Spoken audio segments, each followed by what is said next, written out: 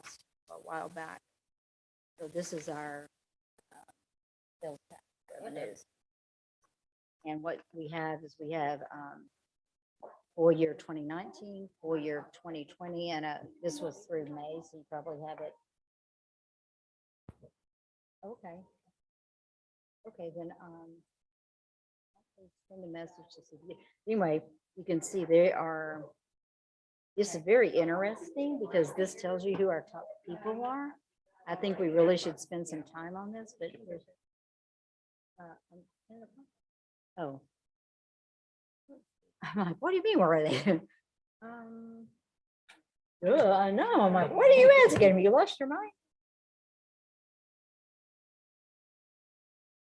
Well, some of them are under different names, like this is Chicken Eve. Like, so it may be under a different name, but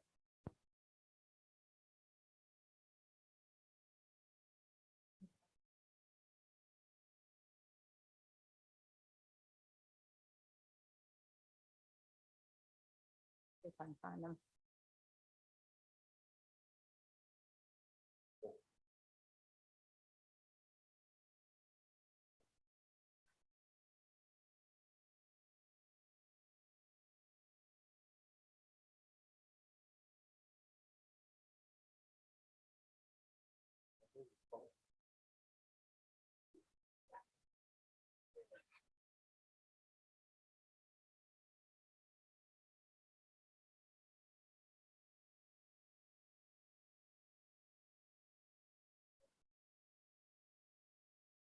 I actually like that they replied a little bit. It helps that one.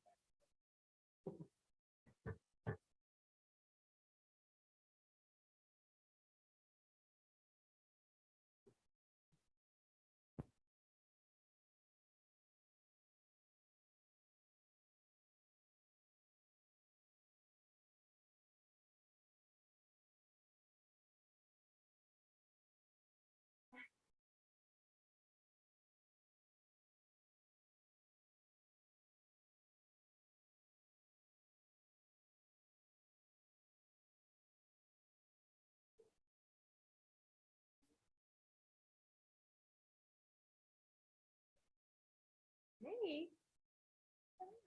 Yeah.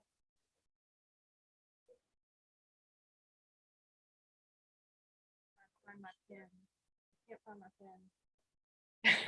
I need my pen. Misplaced them. You can use this one. I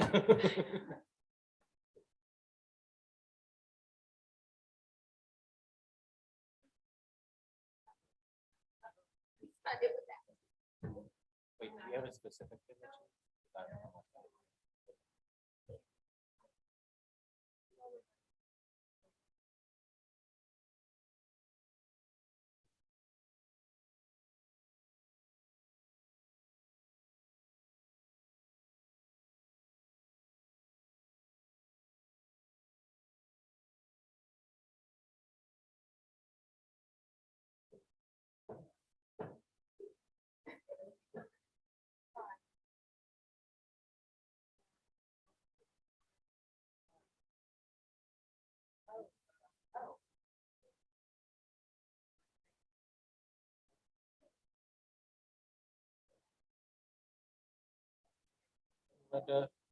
Linda, should we make a reminder if they need to go?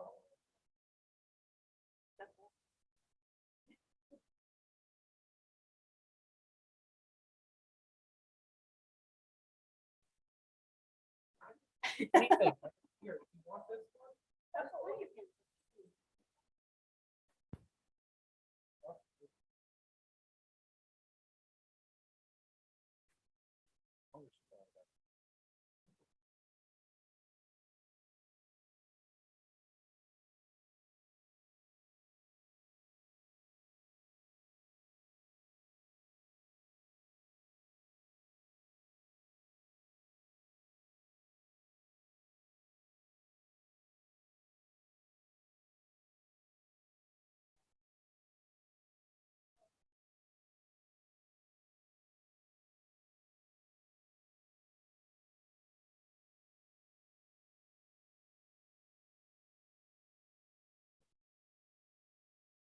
Oh, you found it?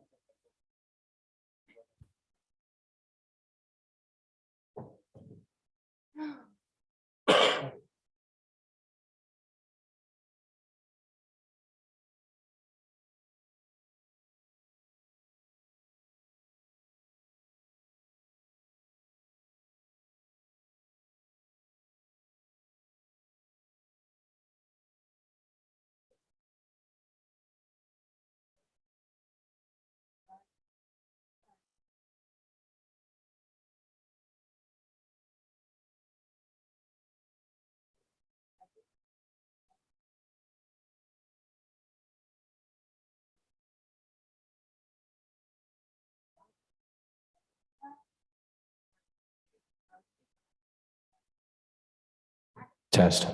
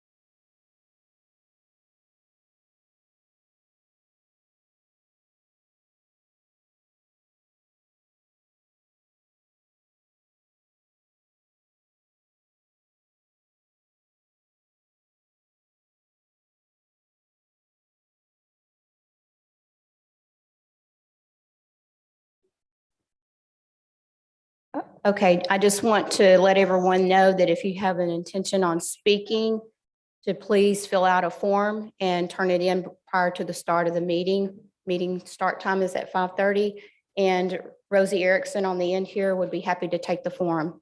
Thank you.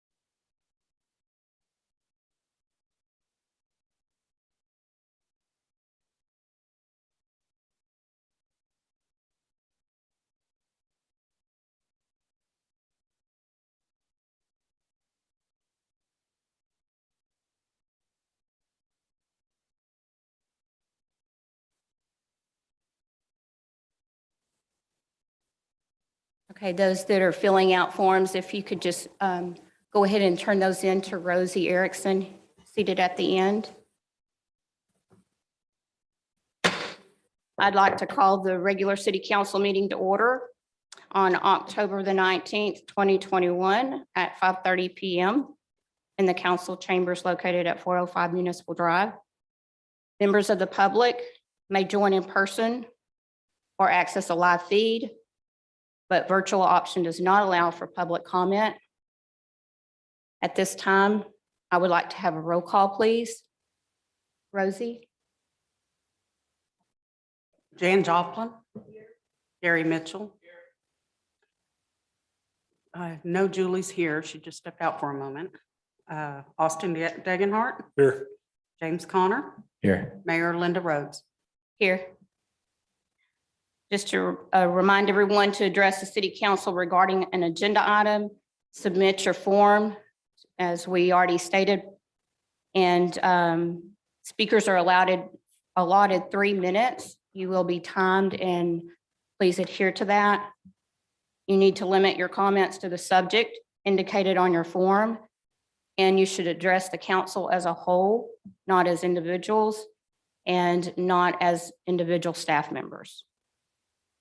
We'll go into the work session. Item number 1 is discussion of the board appointment process and calendar. Interim city manager. Mayor and council, in your packet, you have a roster that shows all the expiring places and vacancies on the various boards and commissions. Staff is going to be sending out emails this week asking those whose term is expiring to reapply.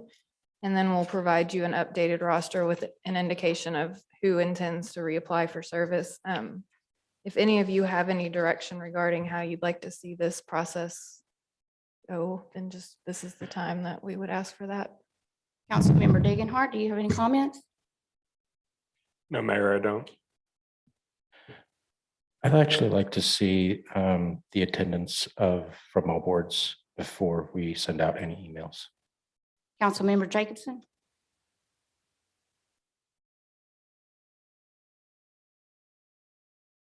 Councilmember Mitchell? Nothing to add right now. Thanks. And Mayor Pro Tem.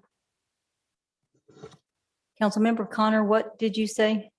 I'd like to see the attendance records of all boards from all meetings that have been attended so far. So in the past, what we've done is interviewed everyone, and I think mainly we interviewed everyone because there are new council that haven't met existing board members. So I don't know if that's something that we want to talk about, if you want to interview everyone, and if so, kind of the time frame that we want to do that in. Is that what you're looking for? Anything the council would like to see as part of the process, yes. The other question I had is on the EDC. The chair is highlighted, but it looks like his term doesn't end until 2022. So is that just an error?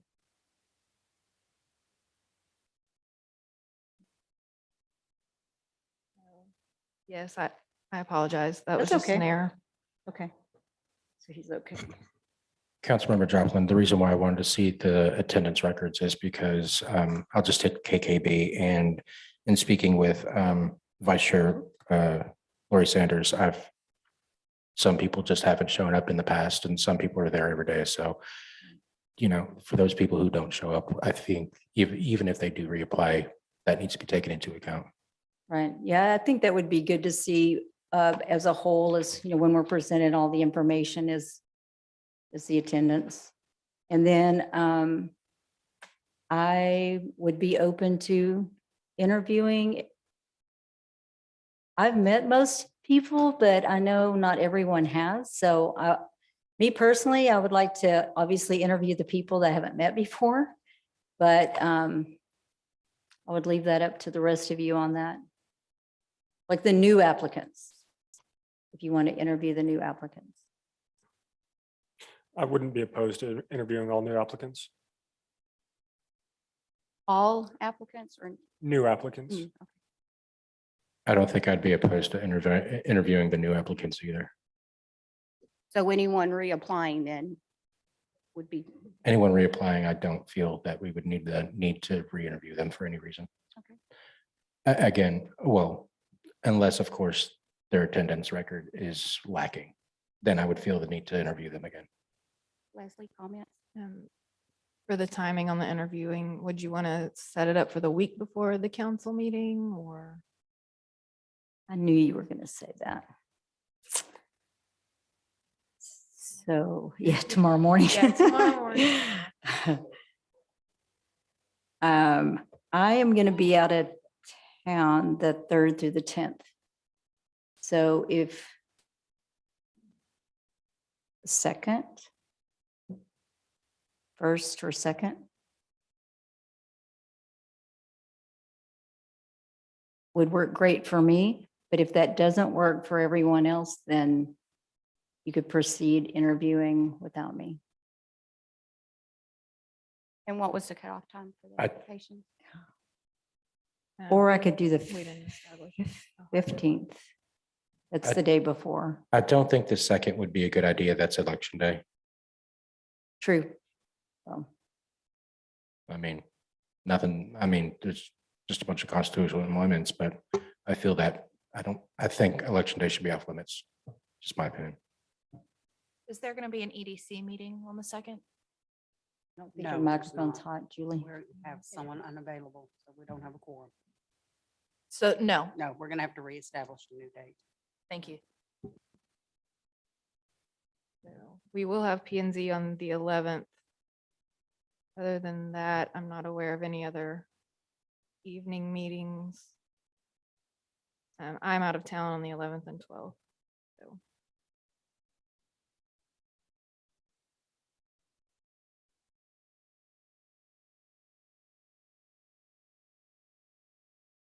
do we want to tentatively schedule for the 15th, the day before the council meeting?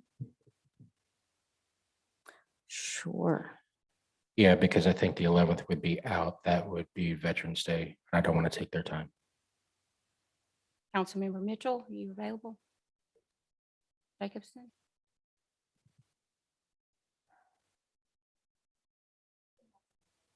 Okay. And Degenhart? I'm available. On the 15th, I'm available. And what is a good start time? I think it'll depend on how many people we have. Let's go with Good. 5:30 PM if everyone's okay. That's our norm. You good with that? Yes. 5:30? Fif- Okay. 15-minute time slots, 20, 15. 15. Okay, you have what you need then, Leslie? Okay, thank you. Let's go to the next item is to hold a discussion and consider offering staff direction regarding potential amendments to the EDC bylaws and or articles of incorporation. Mayor and council, during your last regular meeting, there was some discussion of expanding the board to be able to include those people who owned a business but did not live within the city of Kennedale. For staff to bring forward a potential amendment to the bylaws or the articles. We were looking for some firm direction on that, on what you wanted to see. Councilmember Connor, comment? I'm still against that. I feel that residents should be the ones to be on the EDC board. And like I said at the last meeting, even though you might own a business in Kennedale, if you don't live here, you owning a business in Kennedale, I mean, that's great. I applaud that. Thank you so much for bringing, your business here. But again, I feel that the residents who live here know the city more. And I feel that they should be the ones to be on the EDC boards. So I'm still against letting non-residents who own businesses in Kennedale on. Thank you. Councilmember Degenhart?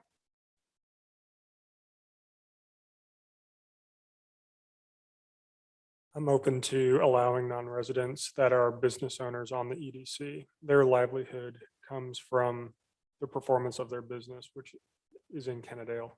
And therefore they have great stake towards the success of not only their business, but the success of our city. So I'm open to the option of having non-resident business owners on the EDC.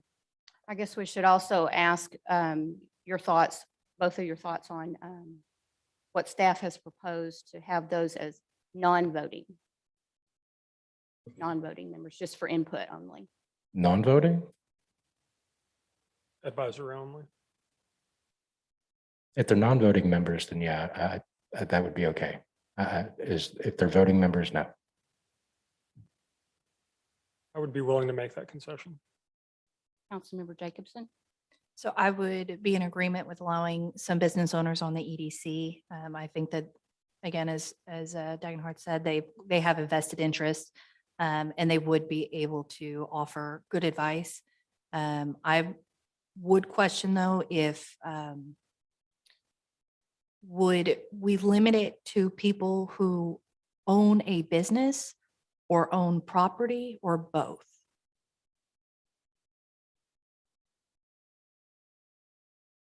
I would be more inclined to limit it to people that own business, as that's directly tied to their livelihood. Whereas if it's property only, that could be an asset that's being held, but doesn't carry the same weight. And so I think, I mean, as we all know, there's lots of different plots of land that are available for purchase. And so I guess part of what I'm thinking is, if we got those property owners involved in the EDC somehow, would we see a better investment on their properties? I could see where you're coming from on that. I'd be open to that. As long as they're not voting members, I'm open to it. I understand your argument and perspective, and I'd be willing to make that concession. Councilmember Mitchell? Yes, I, I agree that, well, I don't know that it matters too much on the vote for me, but I'll agree with that. We definitely need to bring some fresh blood into this EDC and bring in somebody with some business sense that understands how to make this city move forward, to promote new business. And who better than people that are running businesses? So I think that we need to go outside the box, find those people, go and get them to come in and get them on these boards and do the things that the city's supposed to be doing all along. So I'll agree with it either way, with a vote or without a vote. And Mayor Pro Tem? Well, I agree. As a Kittendale business owner, they do have a huge stake in the success, in their own success, which would then be to the success of Kittendale and to the citizens, and increase sales tax revenue. And also that they are business minded. And so I could see that if it's majority in an advisory position as recommended, that I would be open to that.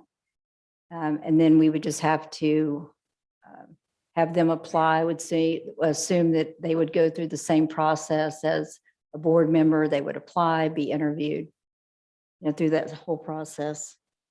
But yeah, the business experience would be very beneficial to the EDC and to Kittendale. So I would be open to it being an advisory. And also, at this point, I lean more to the business owner, but I don't completely, because I really just haven't thought about it, a landowner. I just haven't thought that through. So if we wanted to include it as well, and then open it up to applications that still have to go through the interview process, I'd be open to that as well. It sounded like from what Drew shared last week, that it could just be open to most anyone. So would you need to define whether it was a business owner or a property owner, or could? Well, I think it's fine that y'all qualify that they need to be business owners or property owners. But one thing we have to remember is, based off the language in the state statute, they'd still have to be residents of Tarrant County. Okay. So we can put in whatever qualifiers y'all want and criteria, but we're still going to have some parameters that we have to Okay. comply with. So would the council be open to bringing forth an amendment that would add 2 advisory positions to allow or non-residents who are business or property owners within Tarrant County. Yes. Thank you. I just had one question. Has the EDC been informed of this? They have not, they haven't met since you all met last, but we will inform them of the proposed change. Any other discussion?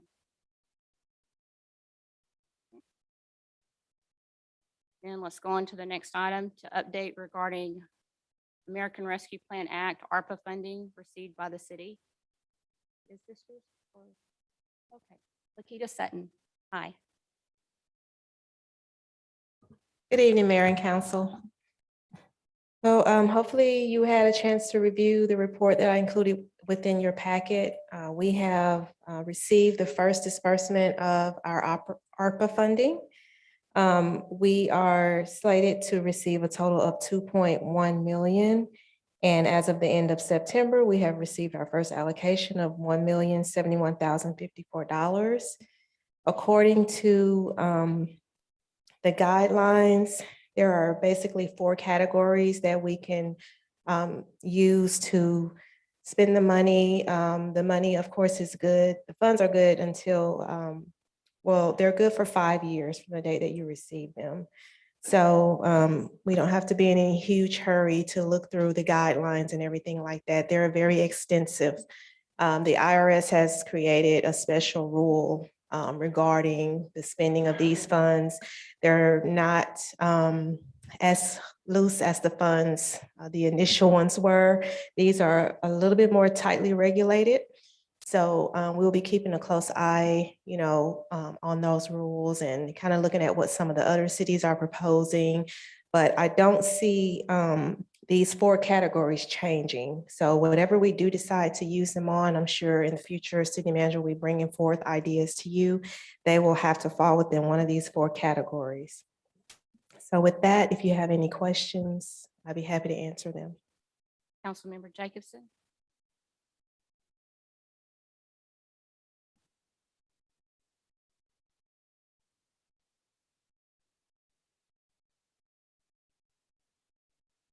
Councilmember Mitchell? No questions, just looking forward to the report of what we can do, what we can't do, how we can, how we can't. It'll be awesome to do Yes, something. it's So, yeah, exciting. Thank you. Yes, thank you very much. Yes. Mayor Pro Tem? Yes, it is exciting. I'm very thankful. And of the 4 ways that we can use them, the number 4, or the 4th way, is invest in water, sewer, or broadband infrastructure. I zeroed in right on that, right? Yeah. So I'm excited to see what we can do with that because we do have a lot of infrastructure needs. Yeah. So. Awesome. Councilmember Connor? I was wondering if you could possibly elaborate on what broadband infrastructure is. It's my understanding that it's just for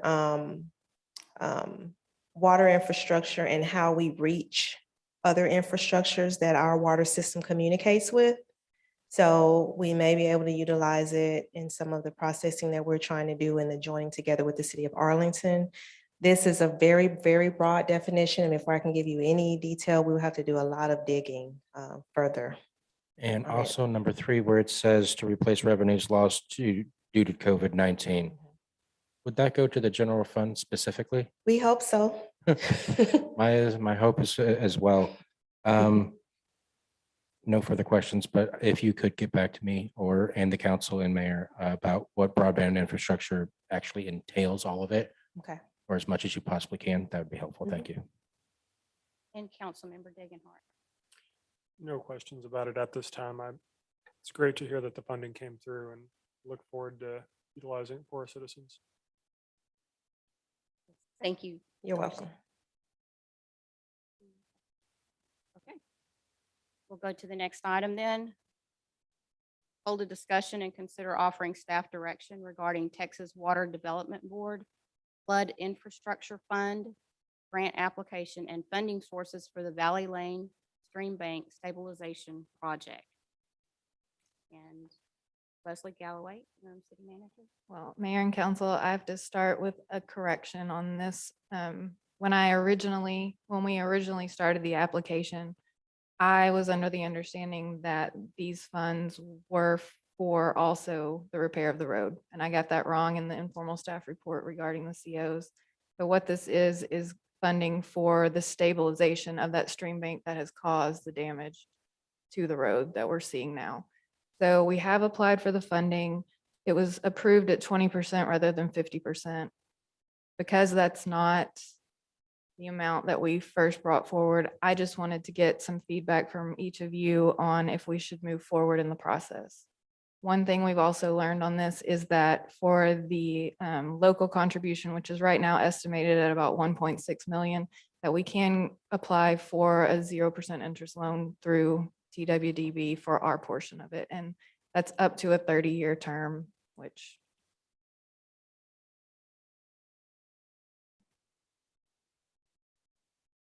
but because this is not budgeted, we didn't want to expend more resources on moving forward in this grant process unless you all felt like that it's something that we should pursue. Councilmember Dagenhart. How critical are these repairs for the street and the infrastructure at that location? It's classified by TWDB as imminent failure, I believe was the word. I mean, the street is actively failing.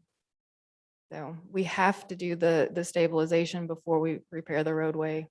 But then also included in here is the fact that, you know, the roadway cost is 678,000 estimated, and then you move into the idea that there is a water line beneath, and it would make sense to replace that through. So the scope creep on this is significant. So I would be in favor of moving forward to explore the funding option that's been presented at 0% for up to 30 years. okay. And to clarify, that would only be for our contribution on the stream bank stabilization. So the roadway repair would be separate, but that could be done down the road. Certainly. So just wanted to make that clear. Councilmember Connor. Has anyone driven down Valley Lane recently? I don't dare. As Leslie said, it is filed under imminent failure, which is. I'm in favor of going forward with this. I really don't want the city to issue any kind of new debt or anything, even though it might be at 0%, it's still new debt.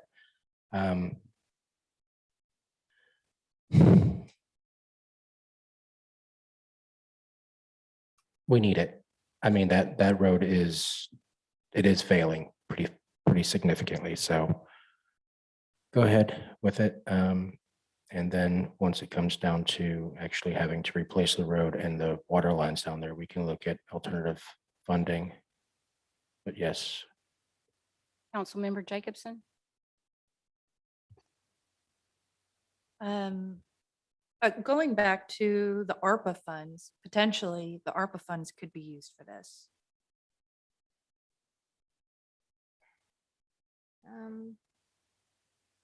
Right, for the water. Yeah, for the water line related to the roadway. Yes, potentially, yes, they could be used for that.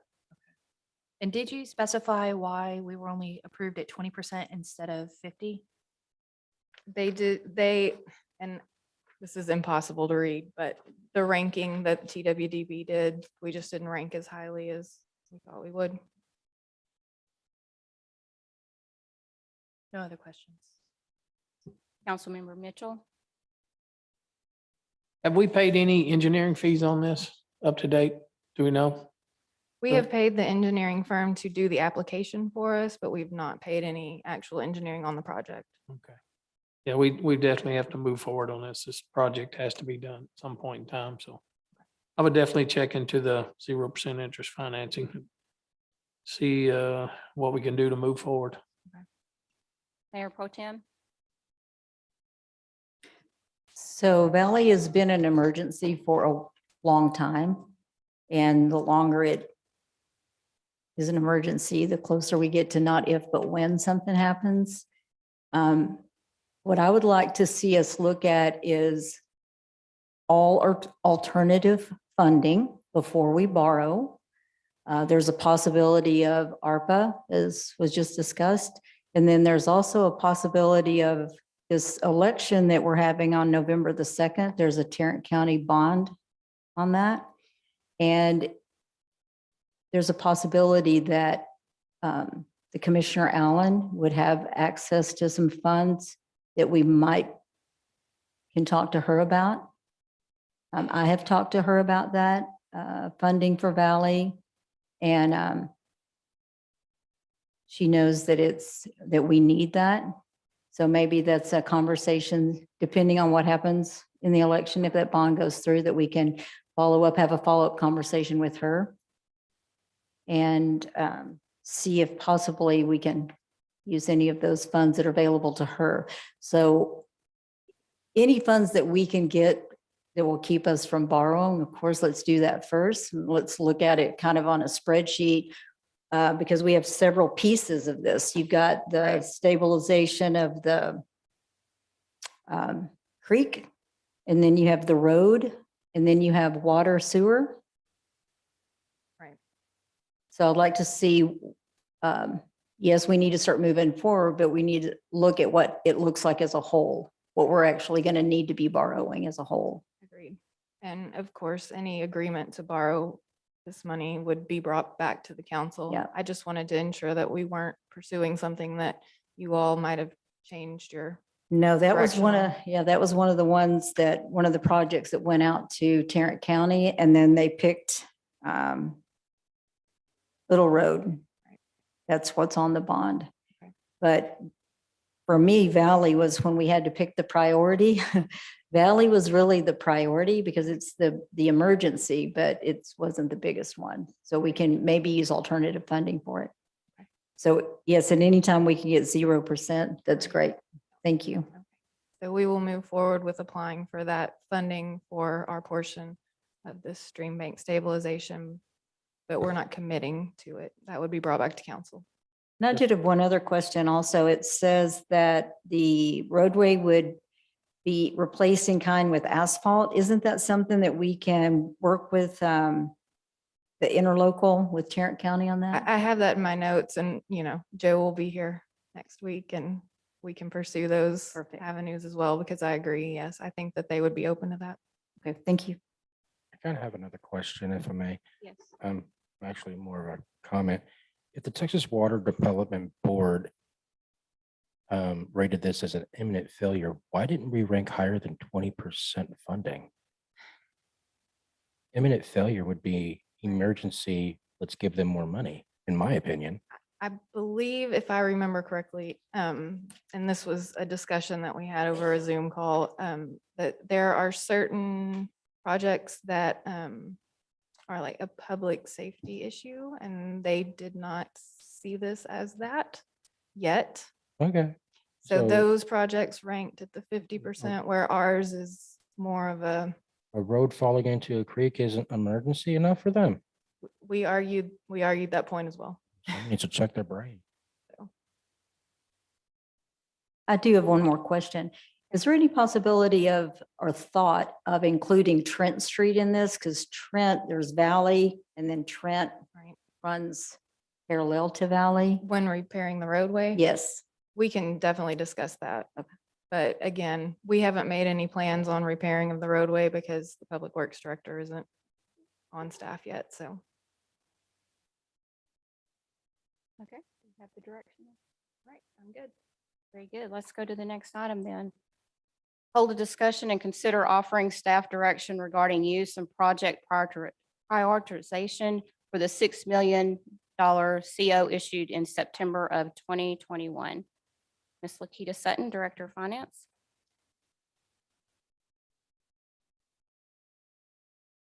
Mayor and Council, as you may be aware, we are within days of receiving the 6 million that we approved on last month. And we've had a number of discussions with council, prior council as well, regarding how we may want to spend those COs. The 6 million that we approved was a part of a $14 million package that we talked about over the past year and a half. And so the idea was to have 6 million to come to us in 2021, and then the additional 8 million in 2024. The idea was to have these in the form, all 14 million in the form of COs, so that there was no impact on the INS tax rate. So now that we have the first portion in, we wanted to again present to you this kind of 5-year plan that was brought to council probably a little bit over a year ago. We've had at least 4 other discussions about these specific projects, but we wanted to make sure that this council was on board with these specific projects.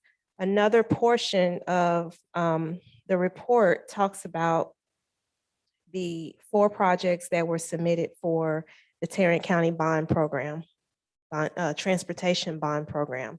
And so some of these projects you see kind of coincide with one another.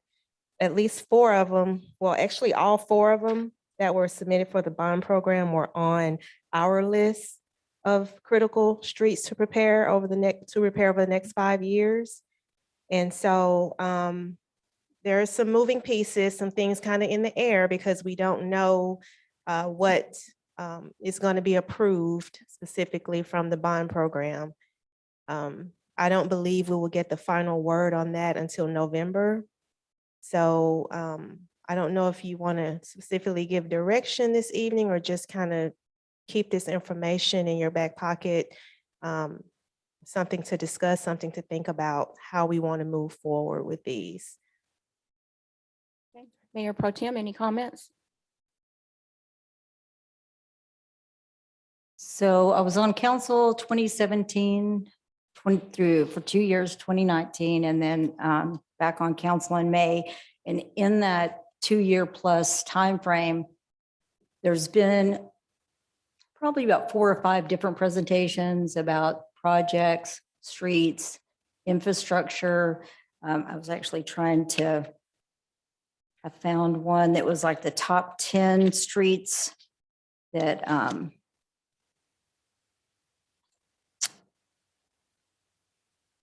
anyway, my point is that there's several lists. There's this list, there was a top 10, there was this list, there's a list that Friesen Nichols put together in the CIP.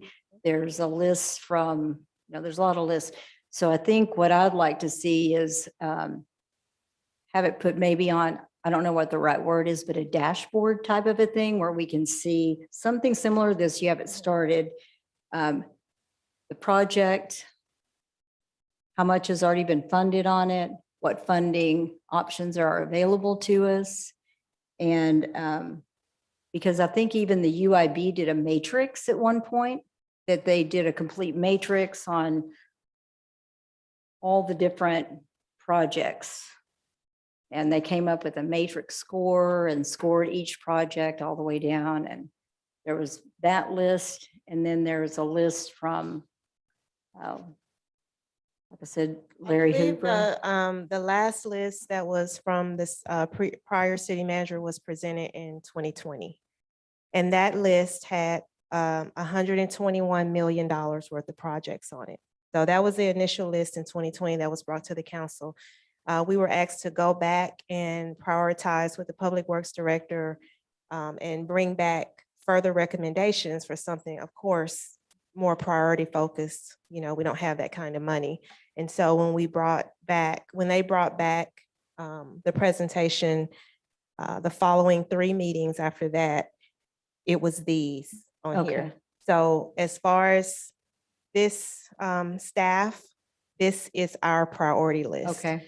And, as Leslie stated, we'll probably want to take another brush at it whenever Public Works Director is on staff. Right. But I will be happy to provide the council with that consolidated list of that 121 million, because it's pretty helpful.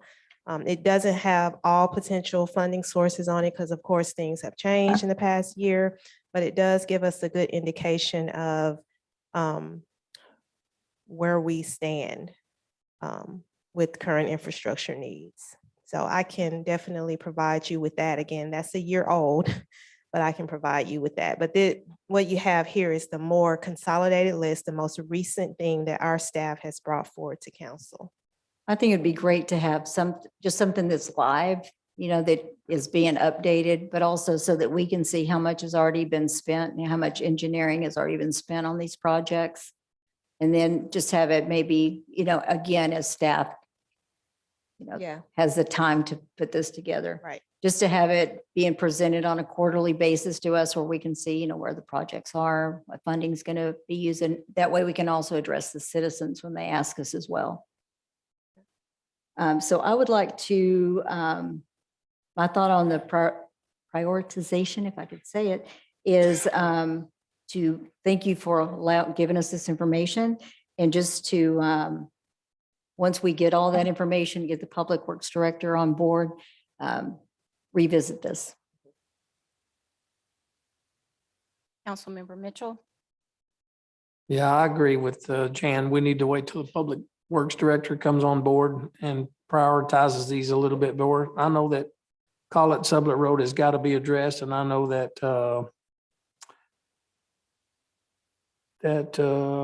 street we were just talking about, what's the name of it again? Valley. Valley Valley. Lane. Valley Lane we've got to do something with those two. Mhm. And then from there, maybe the Public Works Director can give us some more direction. And I too would like to find out on exactly how much we paid in engineering fees on all these projects, if any at all. Mhm. That's something that's very important to me. So if we can get that, that would kind of give us a little bit better direction, maybe. Thank you. Sure. Can I add one more thing? Yes. Also, there should be, along with the 6 million, there was a $2 million tax note. So we should have that, an amount still existing from it as well, right? What? The 2 million. So it's not just the 6 million, but we also have, a bond. Well, it was a tax note, right? We have a 2018 tax note and a 2019 tax note. Right. So there's some existing balance from Yeah. that as I well. So want to that's say about not that much. Well, yeah, there's about a maybe million and a about, half. yeah, about Mhm. 1.4 million. Yeah. Yeah. So we have that, plus there's some balance on, I think, the $750,000 tax note that was the safe routes and something else. Yes. So having all those different pieces presented at one time would be good too. So and the ARPA and Yeah. I don't think ARPA is, we will have to do more research. I don't think ARPA is going to fall into any of these categories because the rule specifically says no new debt. Right. So, of course, I'd be happy to run any ideas, by my colleagues, but the way that it looks preliminarily, it says no new debt. Yeah. So, just the different pockets of funds that we have available to us as we see these projects. mhm. Okay, Councilmember Jacobson? Just wanted to clarify on this packet that you sent out. It shows Colette Sublet was submitted to the county bond program, but it doesn't say whether it was selected or not. Yes, that is one of the ones we will not know until November, correct, Leslie? It was not selected for inclusion in the main pool of funding, but we have submitted letters to Commissioner Allen, asking her to consider the 3 that weren't selected for her discretionary funding. So it will not be part of the bond package. I'm sorry, that should have been clearer in the staff report like it was on the other 2. It was not included. And do we have an idea? I know you said November. Do we have an idea of early November, late November? The election's on November 2nd. So I don't know when the commissioners will get to decide on their discretionary funding. I don't know if they have a timetable on that. Councilmember Degenhart? In looking at the 5-year forecast that was presented to council, with all of these projects listed, I was just curious, how were the construction values reached? Who did the estimating or for the probable cost of each of these projects? It would have been our engineering firm. Where I'm going with that thought process is within the construction industry, we've seen incredible escalation over the Mhm. past year, 2 years, and even several months. So I would, at least for the projects that are forecasted for within the next 12 months, Yeah. like to get verification on that probable construction cost. Sure. Because this was, of course, before COVID, so That's right. certainly has changed since then. Councilmember Connor? Of all tax notes that are still outstanding and any bonds that are still outstanding, how much money is still unencumbered? You know, About 1.4 million, something Of like that, all tax notes. of all tax notes. Could we take any of that money and start any kind of headway on Valley Lane? We can do that, but we would have to reallocate. Nothing is encumbered. We still have 1.4 million approximately that's unencumbered. But there were 4 streets, and I know it was Trent Street and 3 others that had been decided on to use towards that 1.4 million. And that's something that, Has any of that construction started? no. No. That will be, I suspect, down the line once Public Works is on board. I was going to say, I guess I can ask why, but I think I already have my answer. I I believe I sent to the council in an email, the 4 You did. roads. You Yeah. did. That's, I'm looking it up or tried to look it up and just kind of back there. I guess I'd be in favor of what Jan proposes to have the spreadsheet sort of kind of to take a look and see what we need and see where we're at. You have any comments, Leslie? No, I think you need any additional No, information. so we will hold off until further. And just as a reminder, that will be 4.9 million that we will hold. The 1.1 million is allocated already for fire apparatus.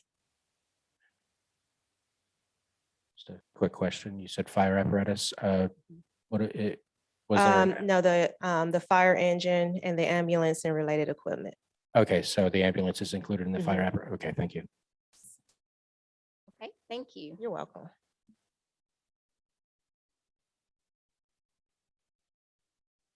Okay. Just a reminder, we've already collected all of the speaker forms. And at this time, we're going to go into executive session pursuant to sections 551.071 and 551.074. Time is 6:13 PM.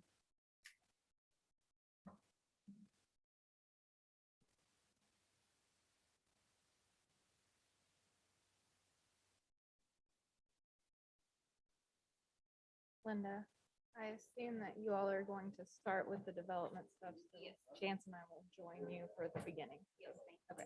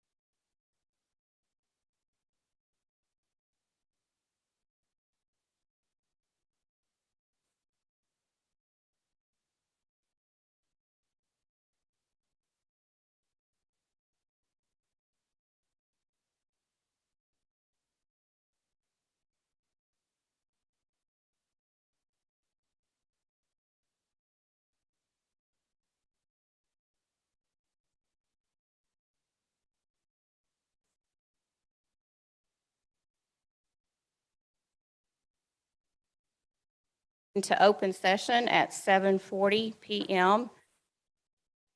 Just so that the public will know that we will be going back into executive session again later towards the end of the meeting.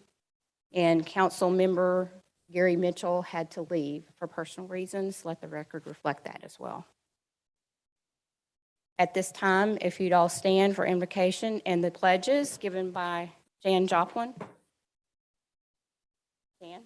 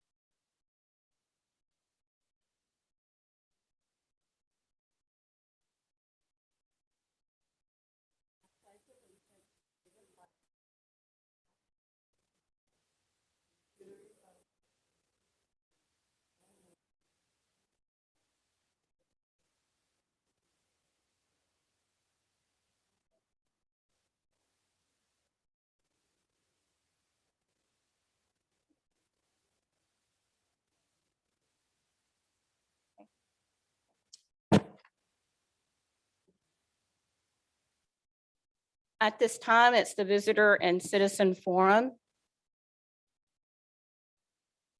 First speaker is Mr. Herman White.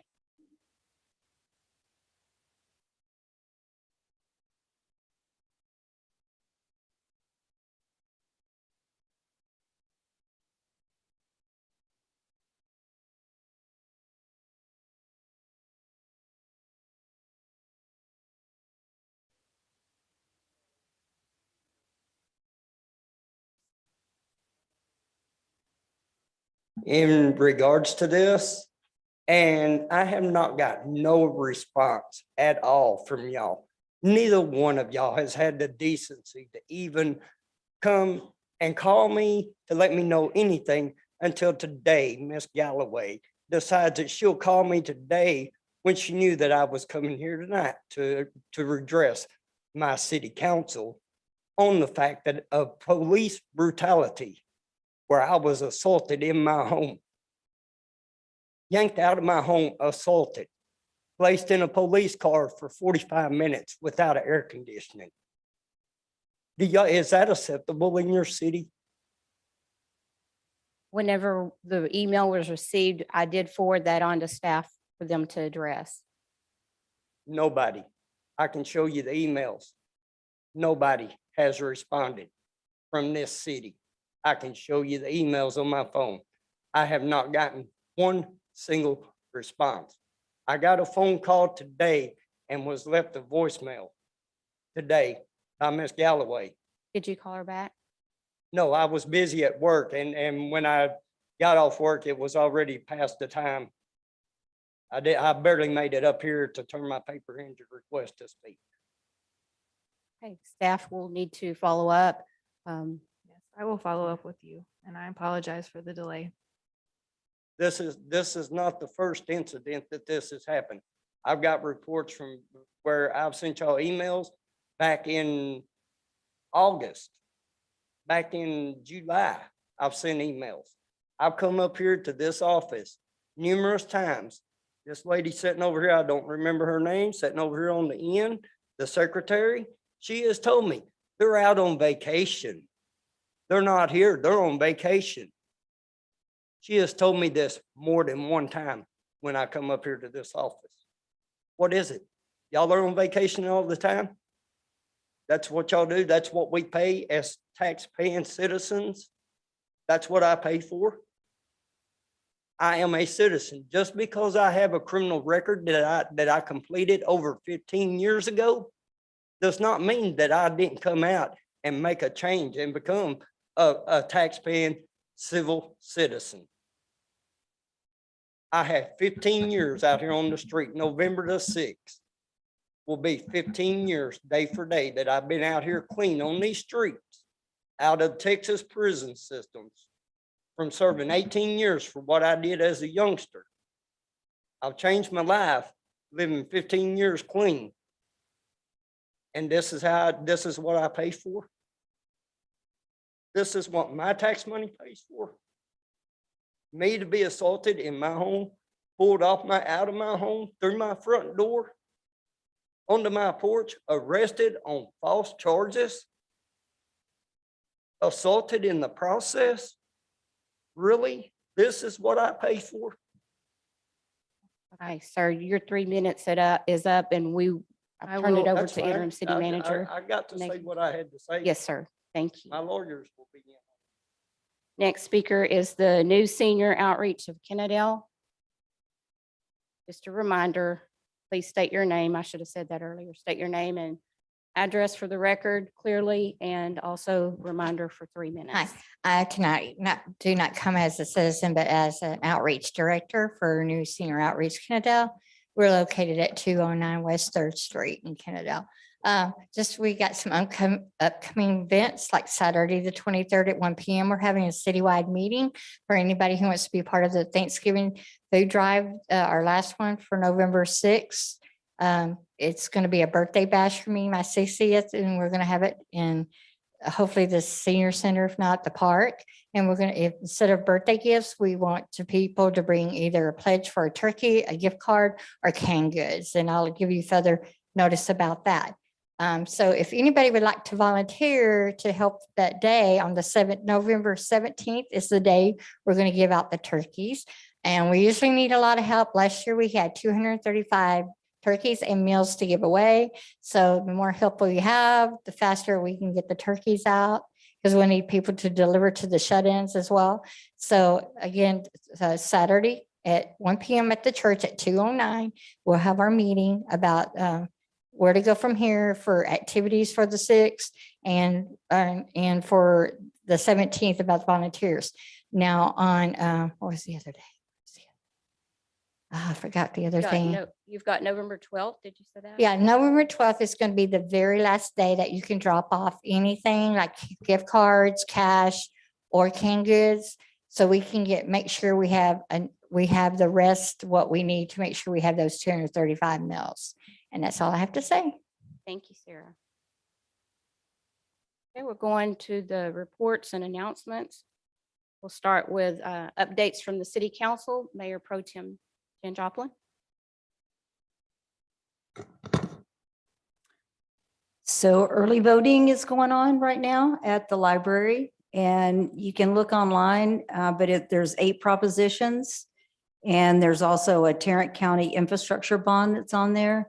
And so I'm not sure early voting is started Monday and goes through, does anyone know the actual election day is the 2nd? 29th. So 29th, thank you for that. So just a reminder to take a look and see what those propositions are for. Some of them are enough to make you want to go out and make sure you get your vote in for them specifically. Well, I won't go into it. Anyway, it has to do with seniors and making sure that seniors that are in living centers, that they have someone designated to them so that they can have someone come see them when they're in homes, so with COVID, they couldn't get anyone to see them. So they can designate, and they can't do that anymore. I attended just quickly, just a few things. We've been busy. October is a very busy month. The regional transportation meeting I attended, the Arlington Board of Realtors. They presented a National Medal of Honor Museum that's going to be built in a couple of years, just right outside of Cowboy Stadium. Gorgeous building. So that was very interesting to hear about. I want to thank the Kennedale Police Department for the Bark in the Park. That was a lot of fun.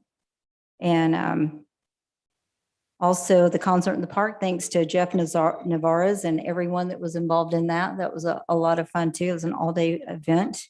And last but not least, October is Breast Cancer Awareness Month. I'm a 20-year survivor.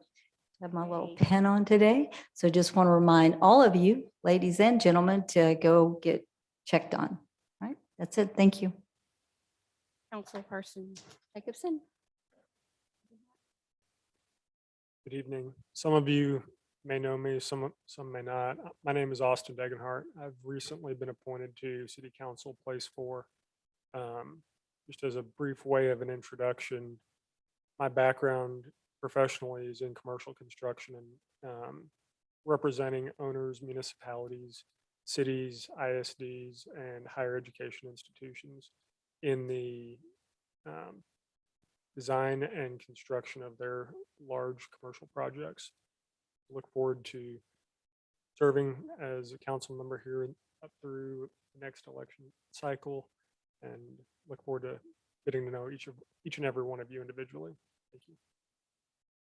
Thank you. I had asked Mr. Degenhart to please do the introductions, and I apologize for not doing that the day that we did your oath. So, welcome again.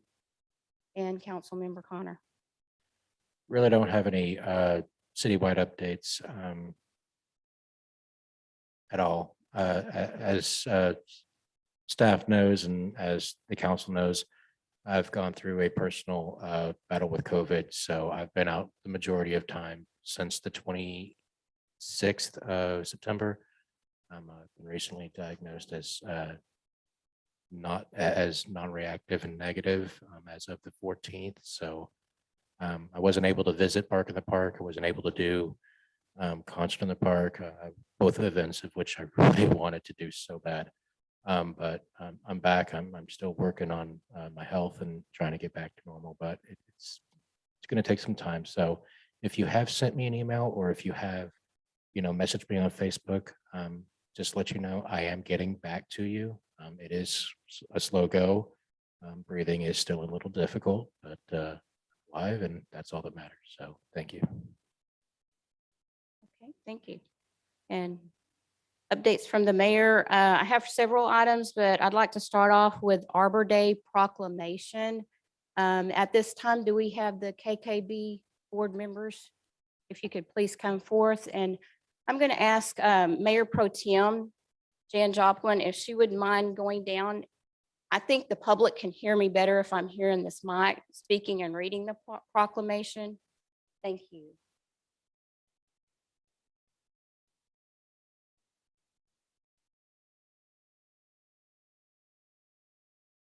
Proclamation, City of Kennedale, Texas. Whereas the state of Texas, February 1889 was the first Arbor Day celebration.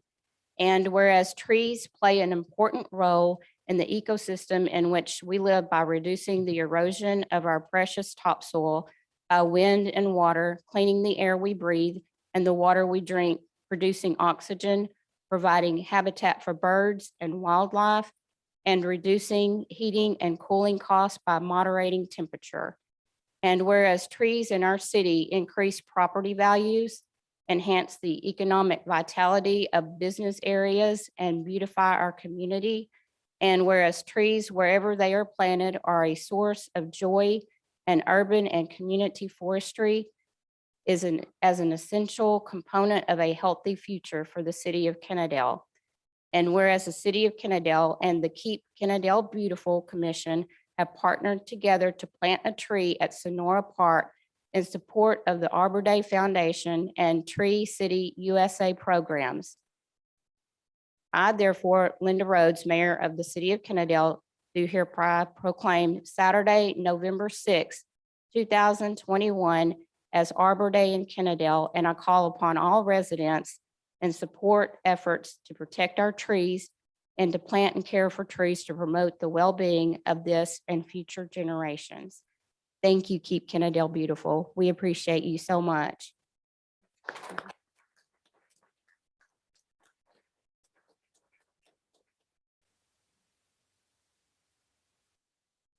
This last month, the Methodist Church, they always pick a charity to let sponsor for their auction that they have. And last month they sponsored the senior centers, and they were able to donate $287 to that. So we thank them for that. I attended the Tarrant County Mayor's Council on Monday, October the 4th.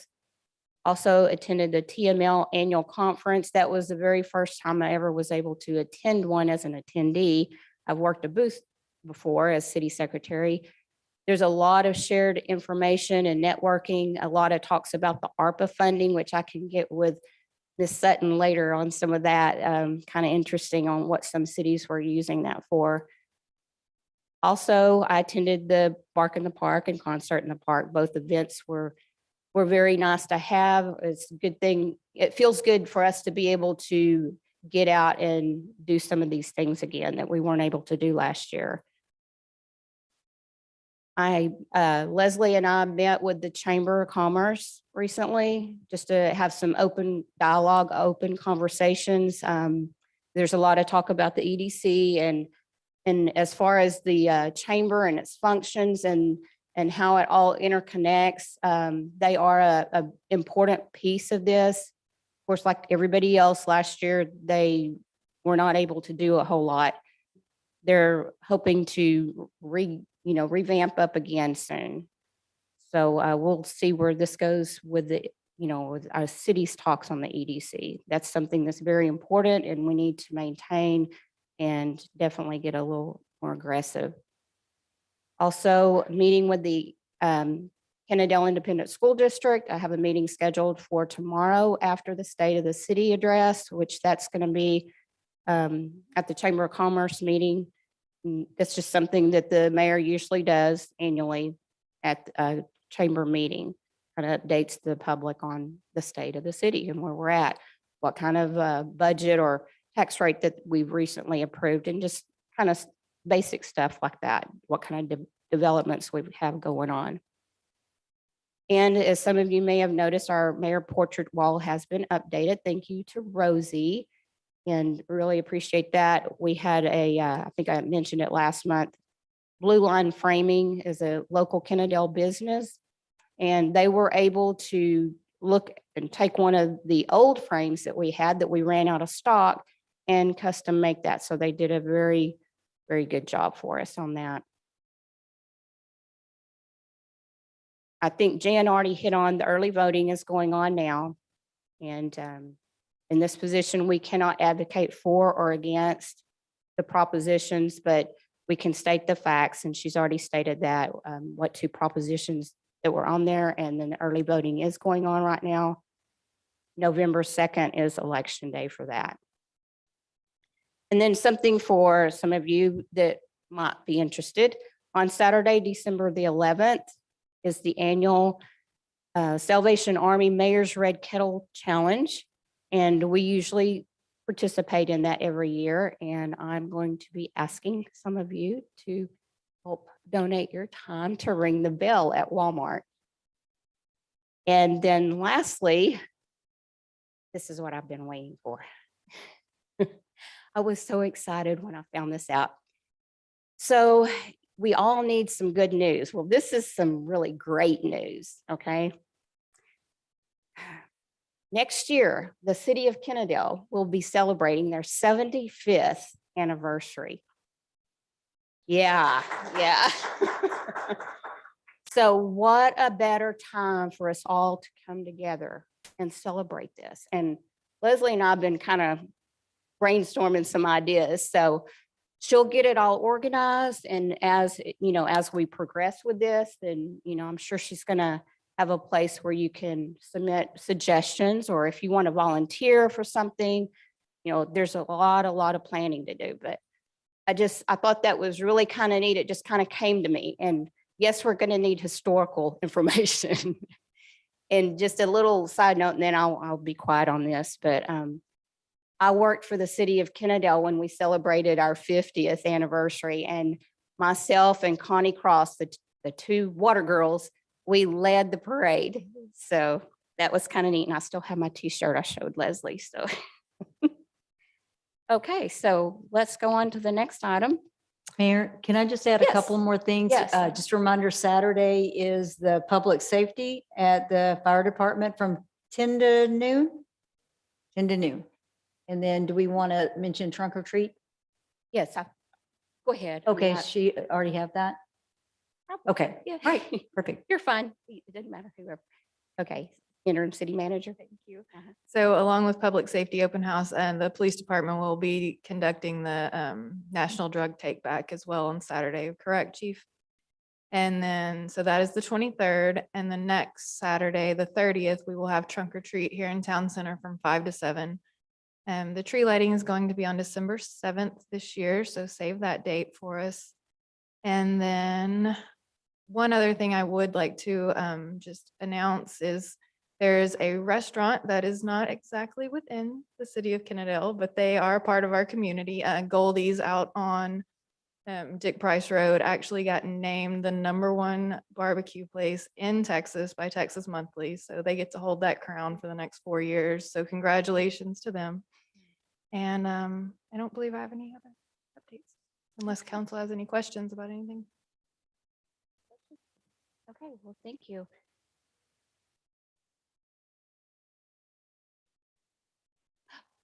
Yes, at 6 PM next Tuesday, support your police department. Thank you. Okay, Ms. Sutton, would you please come and present the financial reports for the city? Mayor and council, the only highlight that I have with the city financials are, of course, in our special revenue funds, the ARPA funds that we received. They are in a, they are segregated by themselves. So on page 6 of your financials, you'll see that being reported in Fund 35, our disaster recovery fund. So during the month of September, we received the $1,071,124, I'm sorry, that you see reflected on page 6. The only other thing to mention about the financials is for each fund, of course, September represents the end of the fiscal year. However, these are preliminary numbers, not final. We will begin our city audit sometime in November. And so as we begin to work through that, we'll see more realistically what these numbers will actually look like. But this is what was recorded in the general ledger as of 9:30. And with that, I can take any questions that you may have about the financials. Anyone have any questions? Yes, Councilmember Connor? So on the main page, revenues and expenditures, budget and actual summary. Under the general fund expenditures, budgeted was $7,624,096, amended $8,414,151, actual $8,526,343. We spent more than we took in. How is that reflected in the budget? Well, we budgeted to spend more than we were going to bring in. I see. So actually, the drawdown is less, like we discussed last month, it's less than what we thought it would be, but we did budget to spend more than we would bring in. What are we spending all that money on, if I may ask? Besides what's in here? I can read this. I can read all this. Is there anything else that we're not seeing miscellaneous wise? No. Your budget book reflects all line items. Because I'm not understanding how we're spending more than taking in. That doesn't seem fiscally responsible, in my opinion. Yeah, I think we discussed that at length when we adopted the budget, when we talked about what the drawdown would be. So Remind me. Leslie, if you want to. Well, even on this most recent budget that was adopted by this council, there's a drawdown budgeted, correct? There is a drawdown, yes, but I just don't understand how we're spending more than we're taking in. It just doesn't seem comparable. I understand this budget, yes. The one that I'm looking at right now, I'm just a little confused. Well, it's the same city offering the same services with the same tax revenues. So if you understand it for this year, I'm not sure I understand what's different from last year. Okay. Well, I will get back to you with more questions because I can't find it right now, but I will find it. It's just something off about it, that's all. Anyone else? Yes. Well, I'm smiling. I'm very happy because we've gone from, we're now at a 28%. You know, I know this is an estimate, but that is where we need to be. That gives us 102 days reserve. And so I'm very, very happy to see that. Good job. The only other question I have is, would it be possible, and thank you for the quarterly, reports that we get. Is it possible for us to get maybe a year so I can see what it looks like over a period of time? Because or at least maybe I can get together with you and find where I can go back and pull that easily. Yes, probably. But for this reporting, we need to keep it with 3 months. Right. No, I just mean just so I can see, kind of over a window of time. Uh-huh. Yeah, okay. Like on that first page, instead of Yes. 3 months being 12 months. Yes. We can send that to the council separately. Sure. Excellent. Thank you.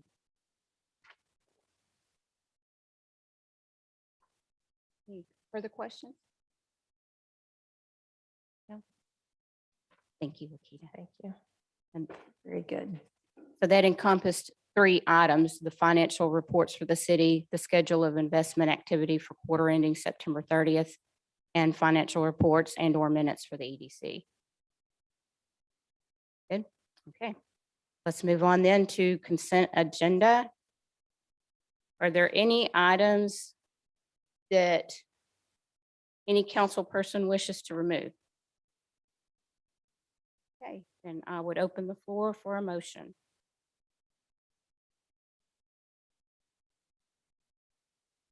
Make a motion to approve consent agenda as stated. I'll second. Okay, we have a motion and a second. All those in favor, please raise your hand. All voting in favor, motion approved. Next item, items for individual consideration. Consider approval of a fiscal year 2022 asset forfeiture sharing agreement with local task force participants of the DEA Task Force Group, Fort Worth, and a 2022 program-funded state and local task force agreement with the Drug Enforcement Administration, and authorize Chief of Police to execute all documents related to same. At this time, I'd like to call Chief Hull up, please. And just FYI, we do have one person signed up for this item. Chief, you want to present your item?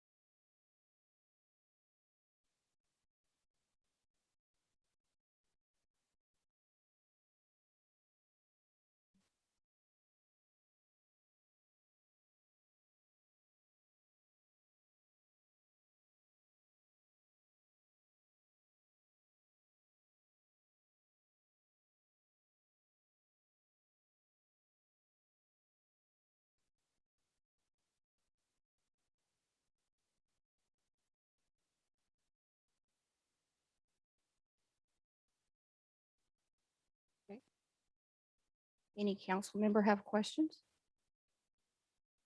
Go ahead. So how much do you expect it to cost your department to participate in this?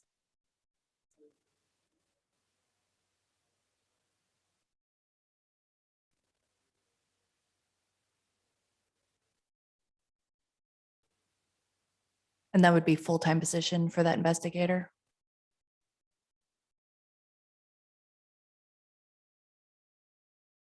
No other questions? Do you have any estimates of what what you'll bring in? Like, were there any estimates from last year or the year before of the revenues that you'd bring in from what you confiscate?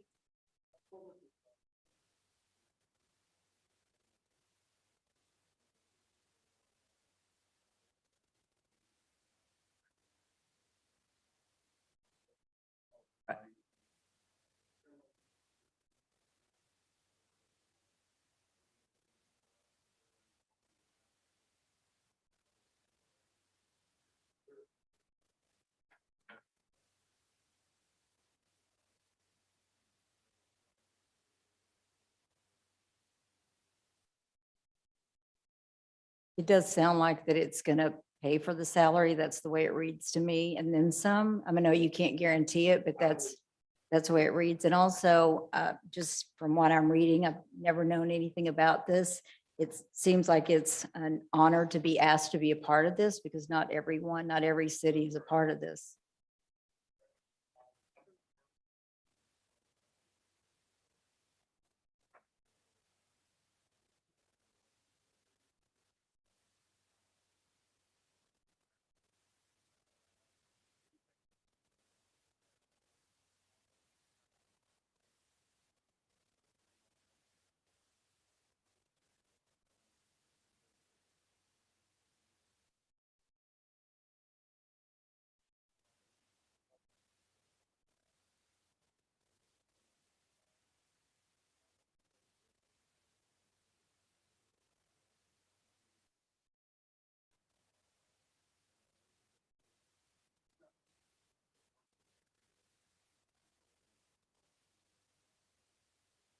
I think that'd be excellent. Thank you very much. Anyone else? Okay. Thank you, Chief Ho. And then at this time, I'll go ahead and call up the person that requested to speak, Mr. Jeremy Johnston, please. Please state your name and address for the record clearly, and just a reminder, 3 minutes.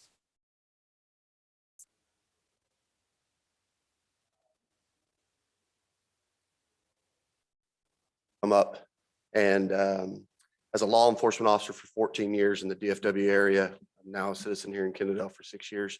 I've been a part of many raids and task force, and I can assure you that the amount of money that does come in is astronomical for a department, not only just for their well-being and getting those funds, but to go towards training, new equipment, building services for the building, and the training that the officers get is second to none. Usually the percentages are lower on the city's end. Let's say we asset forfeiture $5 million. Well, it could be 5% that the city of Kennedale gets, right? That's just a number. But I would highly encourage you to consider this as an outsider, because I've been in a big major city here in the DFW Metroplex, and we have 10 officers on each task force, DEA, ATF, FBI, and they all work with these departments. It will only bring not just the asset forfeiture of it, but the officers getting better training with these other federal agencies. They'll be intermingling with other departments, be able to help out our citizens a little bit more on certain issues that we have. They'll be able to bring assets in that we don't have, as Kennedale is a small department. So I just want to say I highly encourage you to pass this or approve it for the chief to do this, because it could be great for our city. Thank you. Appreciate your comment. Okay, at this time, I'd like to open the floor for a motion. I'll make a motion that we approve the asset forfeiture sharing agreement as listed. I have a motion. Do I have a second? I'll second that motion. Okay, we have a motion and a second. Any further discussion? Hearing none, call for a vote with a raise of hands. All those in favor, please raise your hand. All voting in favor, thank you. Next item, we'll go to our public hearing items. First public hearing item is case number PZ 21-13.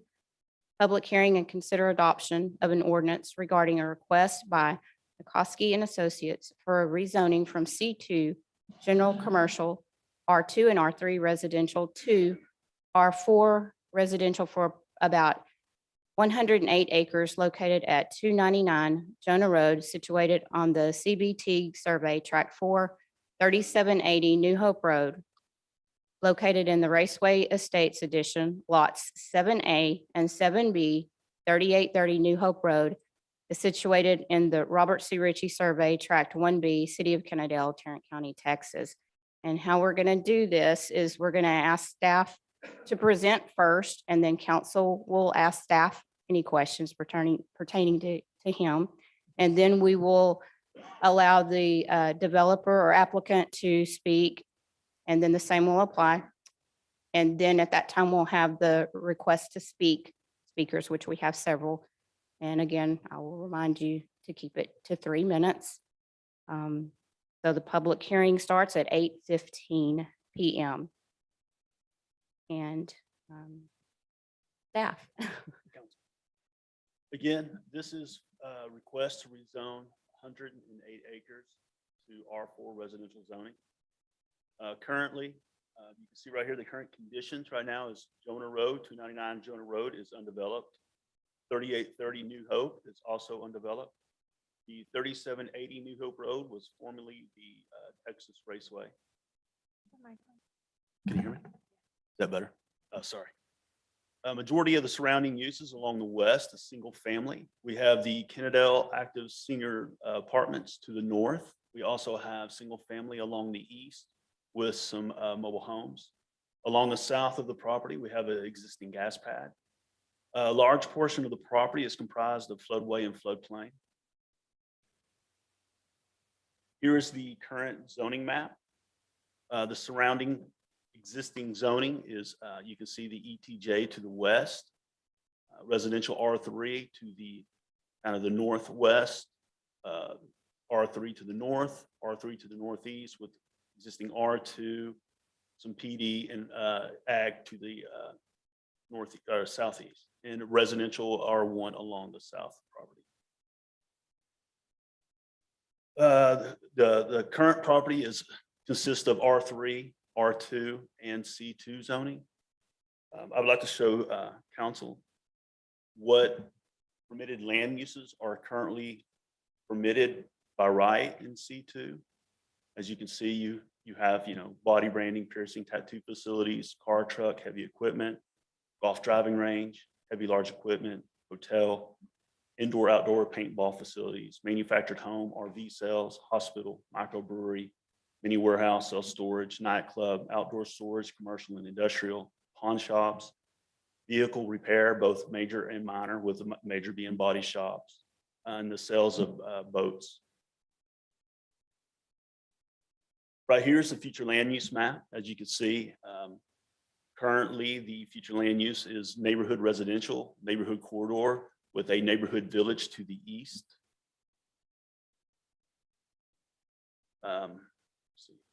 Both the future land use map and the master thoroughfare plan show the proposed continuation of Little School Road as a future boulevard through the development. Currently, the R4 zoning would be consistent with the future land use map, residential. Also like to point out that in 2014, a developer agreement went into effect in which the city was, in the agreement, the city agreed to fund and construct water and sewer infrastructure improvements if the owner terminated his non-conforming use, which the owner did in 2016. Within the document, the city anticipated that the property would be used for single-family, townhomes, neighborhood village, and acknowledged that the residential densities shown in the document conform to the comprehensive plan.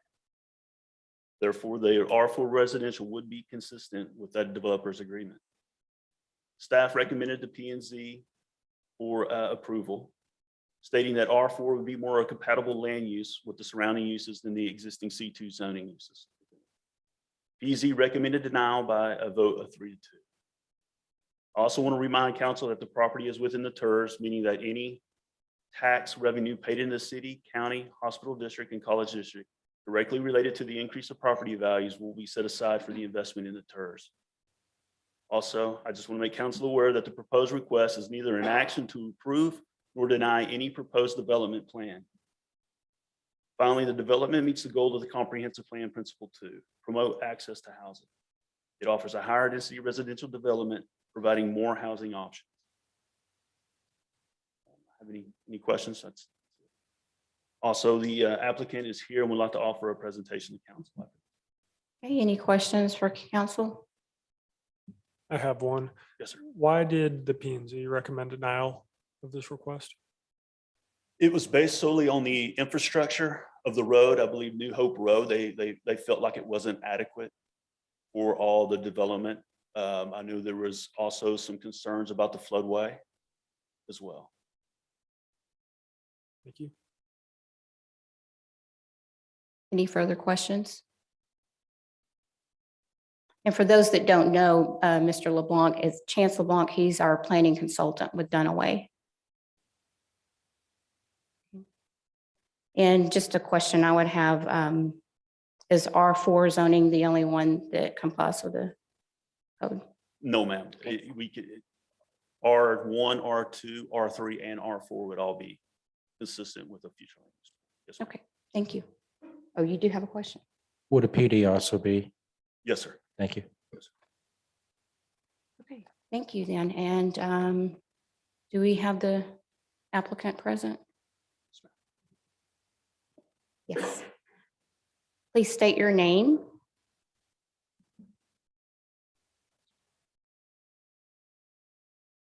Thank you, Mayor and Council. Jacob Sumter, 519 East Border Street, Arlington, Texas. Here tonight representing Double Eagle Real Estate and Graham Hart Home Builders for a zoning change request from R2, R3, and C2 to R4. Proposed development consists of a partnership between Double Eagle Real Estate Development as the developer and Graham Hart Homes as the home builder. Images shown here are developments and homes constructed by both Double Eagle and Graham Hart.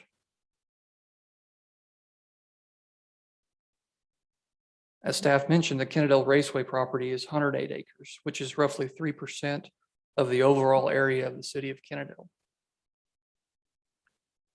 Before diving into our concept plans and ideas for the property, I wanted to take the time to provide a recap of events which have taken place and agreements which have been made between the city and the current property owner, specifically the developer agreement. The developer agreement became effective on June 3rd, 2014. Highlights of this agreement include the city anticipates development of the property could include single-family residential residences, townhomes, and neighborhood village uses as described in the city's comprehensive plan. The city acknowledges the residential development and densities illustrated on the schematic development plan within the developer agreement. Both the city and owner anticipate future rezoning of the property consistent with the city's comprehensive plan prior to redevelopment of the property, which is our current request for you today. The city agrees to reserve sufficient water capacity for a minimum of 200 single-family units. The request before you today for R4 zoning is the only district which would allow the density specified in the developer agreement. The city agrees to construct a sewer trunk line that is a minimum 10 inches in diameter to serve the property. The current development team is agreeable to construct a line for the city with the understanding it will be reimbursed by the tax reinvestment zone. The city agrees to consider creation of a public improvement district, and the owner also agrees to donate a minimum 100-foot strip of land within the property to the city or a third party. On October 31st, 2016, the raceway ceased operation. From October 2016 to September 2020, the property owner was in search of a developer to partner with, and on September 23rd, reached out to my firm to see if I had a developer in mind. This is where I reached out to Double Eagle Real Estate and Graham Hart Home Builders. And we engaged a site walk and conducted a site visit on December 10th, 2020. And then my firm developed some planning concepts for their consideration. We went through multiple iterations till we come to a plan that was agreeable to my client. The property was put under contract in April of this year, and from April 2021 to June, due diligence planning and surveying of the property has been completed. We met with city officials on a few occasions to discuss the proposed plans, and on June 9th, 2021, we submitted our zoning change request before you tonight.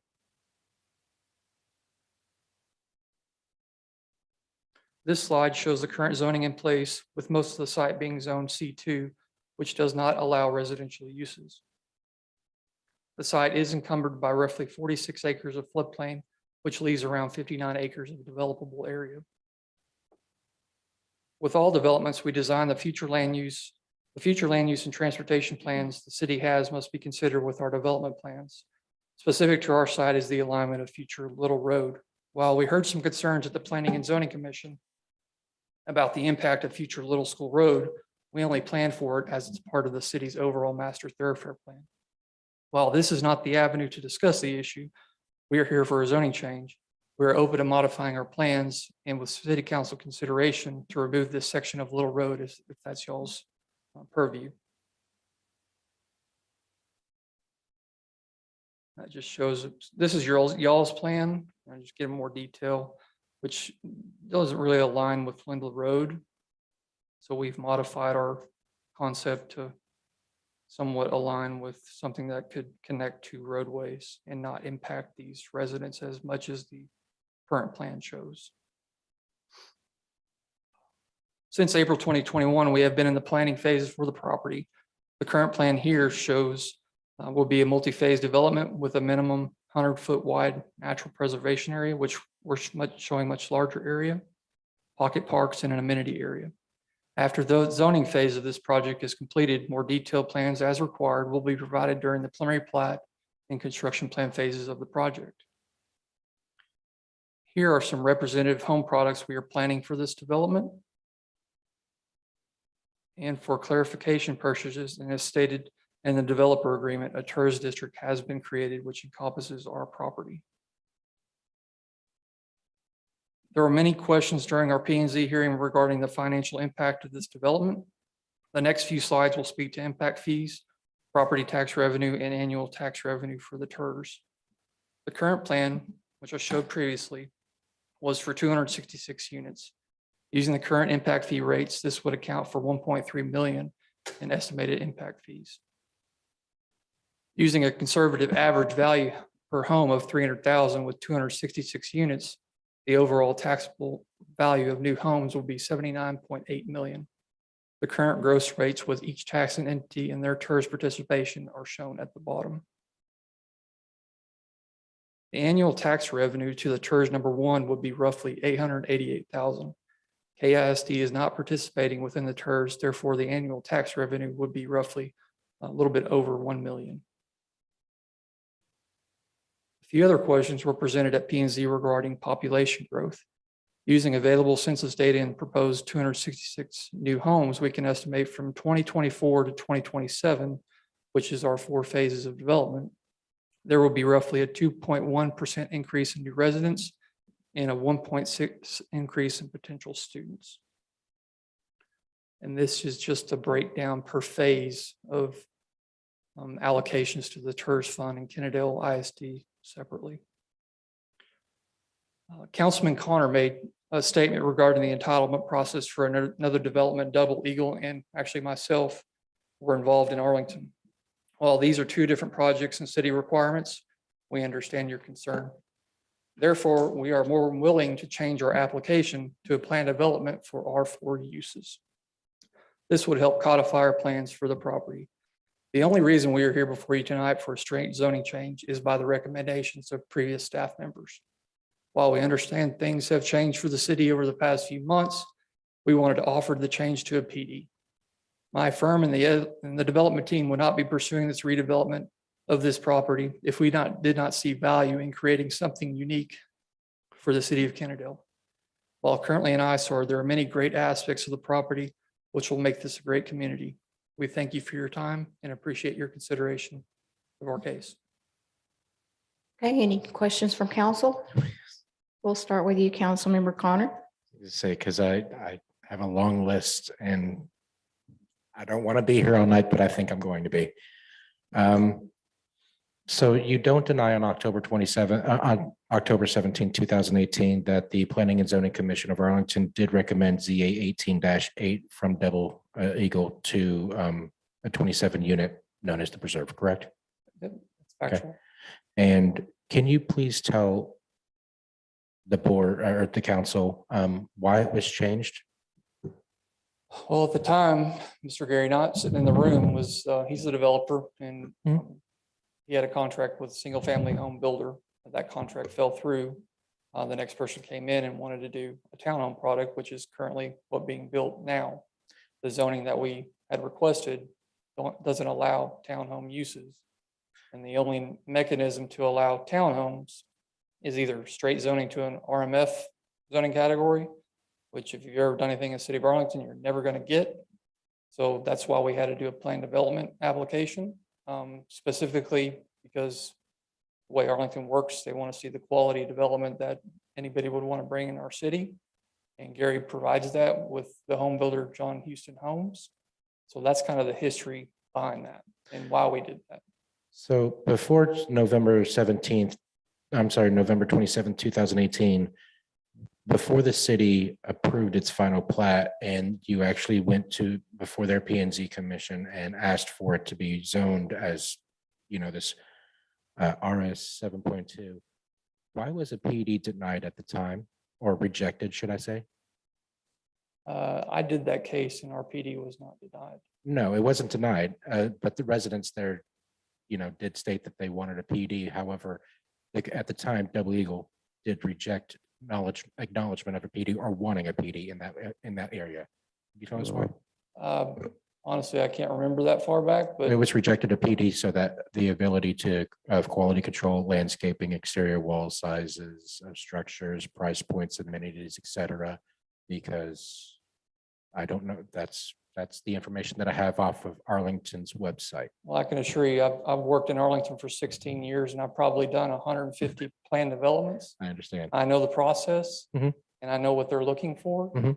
And quality development is what my client brings, and they're going to bring that to Kennedale. And we wouldn't be Okay. before you guys if we didn't think we could provide that to the city. Okay, so kind of a couple of questions. New Hope Road, which is currently, it's there, it's a It's New Hope two-lane, Road. it's a very two-lane and very narrow road. Mhm. It's currently not equipped to handle a lot of semi trucks hauling materials and waste from the site. What do you have in way of, I guess, avoiding that situation to where the road would deteriorate further than what it is? I don't think we would avoid it because y'all have already, council has worked with the developer or the owner and included some language in the developer agreement speaking to construction of New Hope Road. So I don't think it's being ignored. I think y'all have acknowledged it. I know we've acknowledged it, but nothing's been done about it recently. And I don't see the city, with its constraints right now, especially with Valley Lane being an imminent failure. I don't see New Hope Road getting fixed anytime soon. So with all the heavy hauling trucks on that road, deteriorating that road further, does your company or does this developer have any way of not avoiding that, or of avoiding that, should I say, of deteriorating further? Can you, what's the question? Would there be any type of agreement from the developer to kind of, I don't know, rebuild that stretch of road to where think it wouldn't? You already have that in the developer agreement that's been in place since 2014. I didn't see that. I brought 10 copies in my bag if I can I'll show reread it. it. Would you also agree that no new zoning or changes to zoning can be requested if the zoning is passed for this development? As in, even though that you're requesting, R4 and you're, willing to go to PD, which I greatly appreciate, thank you. Would you also agree that no new zoning or any zoning for this development in the future would take place? I don't think I can specifically state to that because the request before council is for R4. So that's the only thing I can speak to. Based on your comments at P and Z, I felt that a PD would help everybody understand the quality development that we want to provide and bring to the city of Kennedale. So that's why I offered that as an option to come back for council in a couple of weeks to present a full application for PD, show you our plans, our elevations, give you our architectural standards, give you the whole gambit, so y'all can get a better feeling for the development that we think will be great for the city of Kennedale. And when it comes to that, then you could add conditions to a PD, but with a straight zoning case, and I'm no You can't. attorney, I don't think you can do that. So No, you can't. We've already looked into that several times. So in relation to all that, there's that massive wooded area behind the track. Mhm. We're willing to keep that, correct? When you say All of behind, it? which side are we talking? The north side? No, well, right, well, there's a picture of it right there. So Yep. behind phase 1 and 2, all that massive green space right there. So this is where the creek is currently, Uh-huh. and this is where in the developer agreement, it speaks to preserving a Yes. 100-foot minimum. Yes, And I can't remember exactly, but I know for a fact it's more than 100 feet that this plan shows right now. And the Mhm. idea is, and if you've ever been out there, we had Dave let us go out on his property and walk around. It's beautiful. I mean, everybody remembers the Speedway, but this is Yeah. a wonderful area that you could have just nature kept the way it should be. I was out there as beautiful. recently as today. Beautiful trees and there's a I nice was- pond back there. The creek's was- wonderful. Yeah, I was back on the Jonas side. With that being said, would you also agree that within the zoning case that no less than 70% of post oaks can be destroyed or killed during the development? Because I know alongside 3 and side 4, there are going to be a lot of trees that do go away. I think we could consider that if we took the whole 108 acres into consideration. Okay, because I saw some, the reason why I'm saying that is because on, I think it's Double Eagle Holdings website, there was they had a nice little, they had already graded some land, but they left one 100-year post oak tree that just leaving there, even though there were more than just that one. So And let me, if the let me tell zoning, you some history about that too. So me as a planner, I'm a tree hugger. I have civil engineers on board. We had our plan to remove that tree. And Gary came back to us after they started moving dirt and he goes, we have to keep this tree. Do whatever the hell you can do to keep this tree. And it's a wonderful specimen. I hope it lives. yeah, I hope it does too. I haven't been out there, but I do too. Also in relation to the zoning, I like the fact that we're thinking about doing a PD. I really do, because the city can impose restrictions if needed. Landscaping. I noticed in some of these photos in here that there's not a lot of it. Why? Which photos? Your photos up here. Oh, these are just images. They're of just homes. images. Yeah, they're just Okay. images of homes. That's Okay. the idea. In respect to also the zoning in this area, Kennedale Speedway Park is literally across the street. I feel that all interested buyers must be made aware of that. I don't think KSP is going to go anywhere anytime soon, not if I have anything to do about it.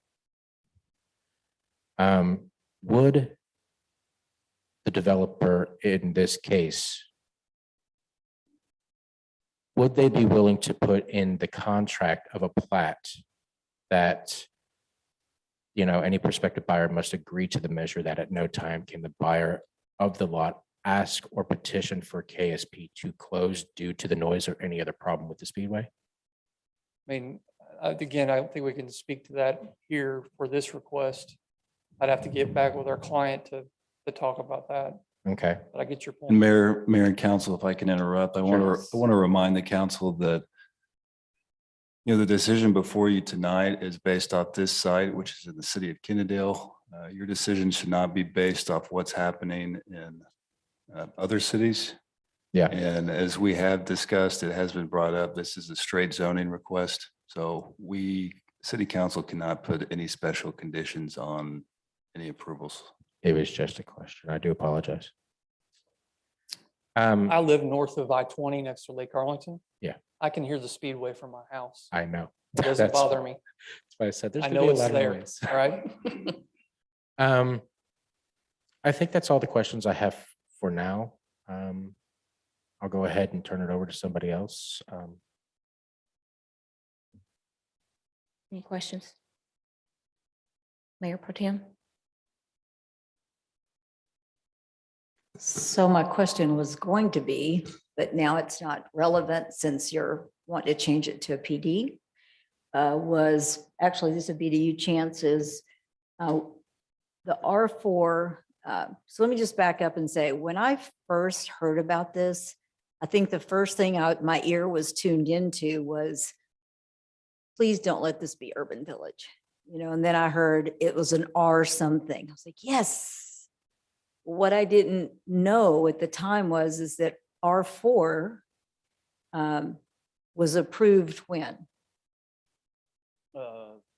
Just recently, I believe, 2016. September 2020. So, and there, to my knowledge, or I guess I'll ask you, are there any other R4 in Kennedale? I believe Magnolia was brought up, but I'm not positive. It was a PD, I believe. Right? Yeah. So there's no other R4? No, ma'am. Okay. So with the change going to a PD with the zoning to a PD? Do we at this point, Drew?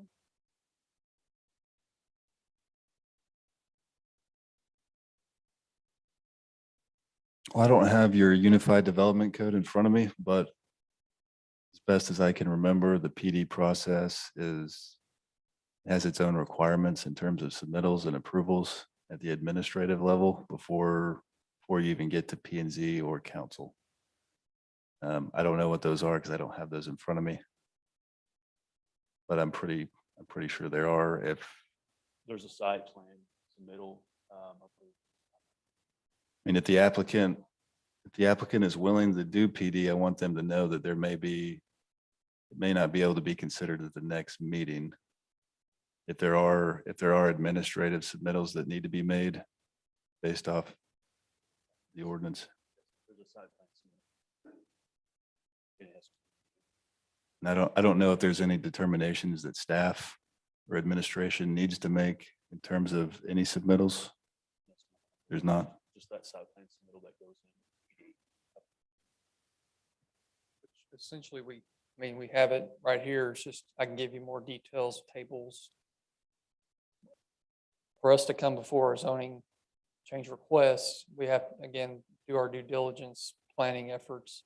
I mean, there's been a lot of work on this thing to this point. But a PD for R4 as the base district, because it's really the only zoning category that would allow the density that's defined in the developer agreement.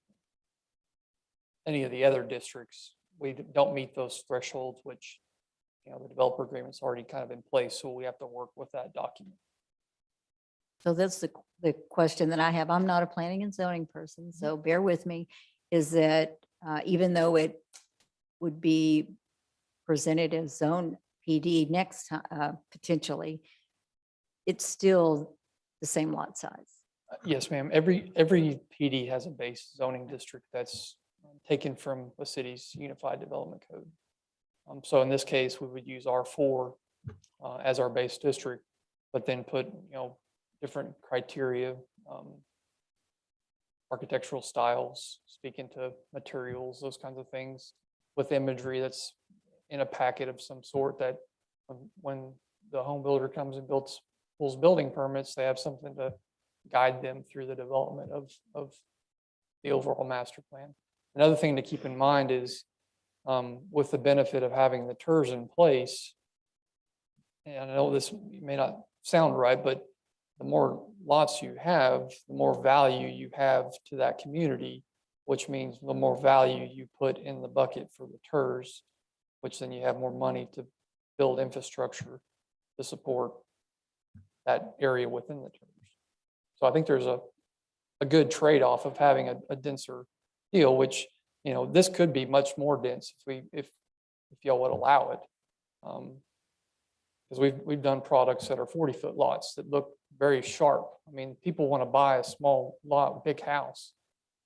So there's opportunities to even make this a more denser deal to hopefully grow that TERS fund.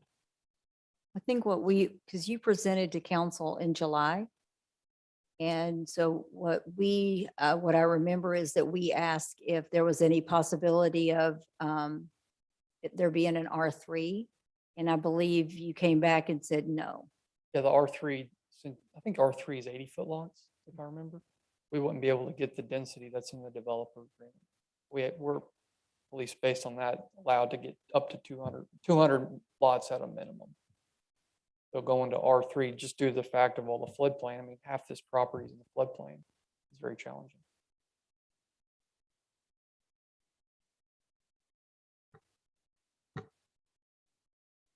Any other questions for council? Go I ahead. have a comment. First Yes. off, I'd like to thank you for being willing to invest in Kennedale. This project is not a small one by any stretch of the imagination. 108 acres to develop, turn a portion of that into park and nature trails, along with 200 plus homes is not a small endeavor. That being said, I would be more in favor of the planned development route over the straight R4 zoning as it as it provides the city of Kennedale a little bit more oversight and the opportunity to work with you, the developer, the contractor, better to ensure that the product that is delivered is a quality product and acceptable to our city standards. Wonderful.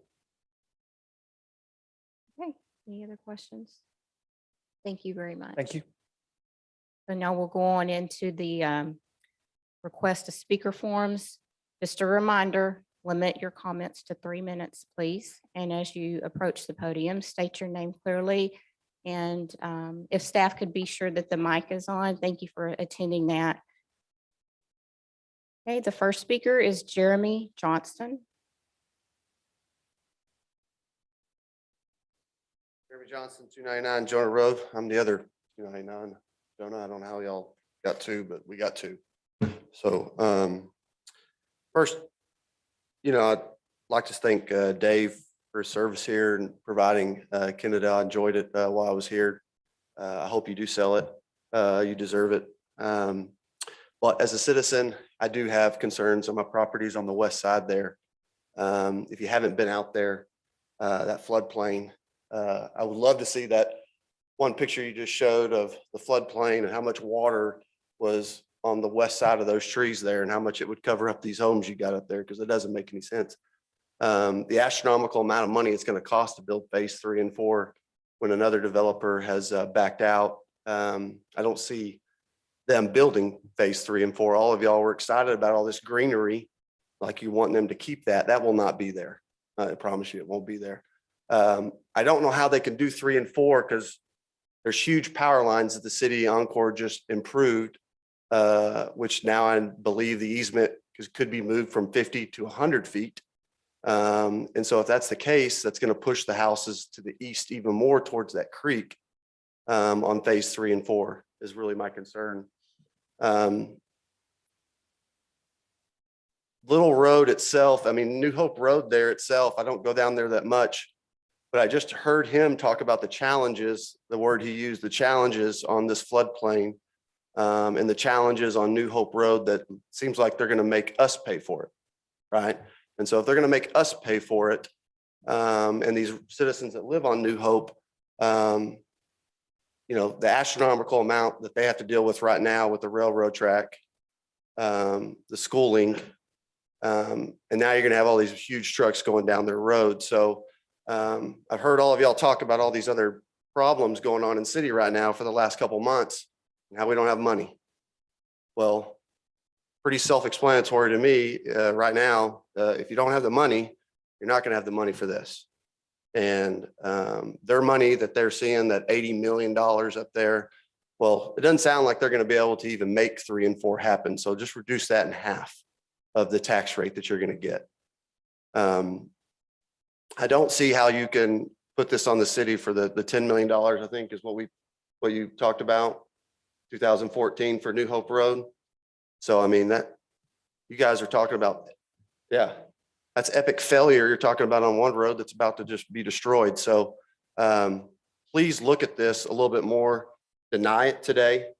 Jan, I can't direct you directly, but I hope you got your questions that you asked a long time ago, your impact fees, your TRIZ increase estimates, infrastructure plans and costs, your input from KISD.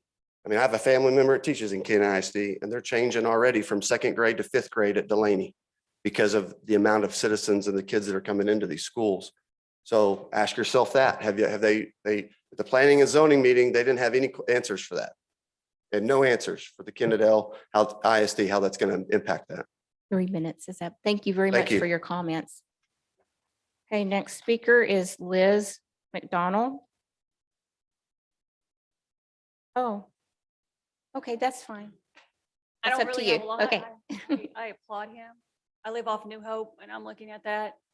I have a brother-in-law that's a developer, retired now, and I am just looking at that going, there are so many different ways you can manage that to make money for them, New Hope, and manage it better. I am so worried about the New Hope Road. We don't have the money. The trucks going on it. The amount of people, if you're talking 266 units, 2 cars, do the math. We don't have that on New Hope. We already have dangers. We have kids. I can't even go near the road. I can't check my mail without possibility of getting hit every day, on New Hope. And I live with that because I'm okay with it, because I have a beautiful backdrop to my house that I came to Kennedale for. Well, they're not here now. They just moved here. What was it, 508? Kennedale, New Hope, the Red House. We got another person that's I'm hoping to speak. So really consider this zoning. I really would prefer it to be higher amount of houses, 1 acre lots. I know that they don't want to do that. I understand that it becomes money. I understand it. I just really hope you guys consider it for all the people that came to Kennedale that want to support Kennedale. That's all I got to say. Okay, thank you. And the address for the record was 530 South New Hope Road. Next speaker, Demetric Norwood. Please state your name and your address for the record, and reminder for 3 minutes. Demetric Norwood, 600 South New Hope Road. I used to watch my uncles play dominoes a lot when I grew up. Now I would always get frustrated because they wouldn't call all the money that was available, and they taught me all money ain't good money. And so that's what I like to advise the board with. All money ain't good money. So these guys want to come in. Again, I counted, you've heard multiple people mention the condition of New Hope Road. Yesterday, I counted 32 trucks that are carrying dirt to fill up a hole just a mile south of my house.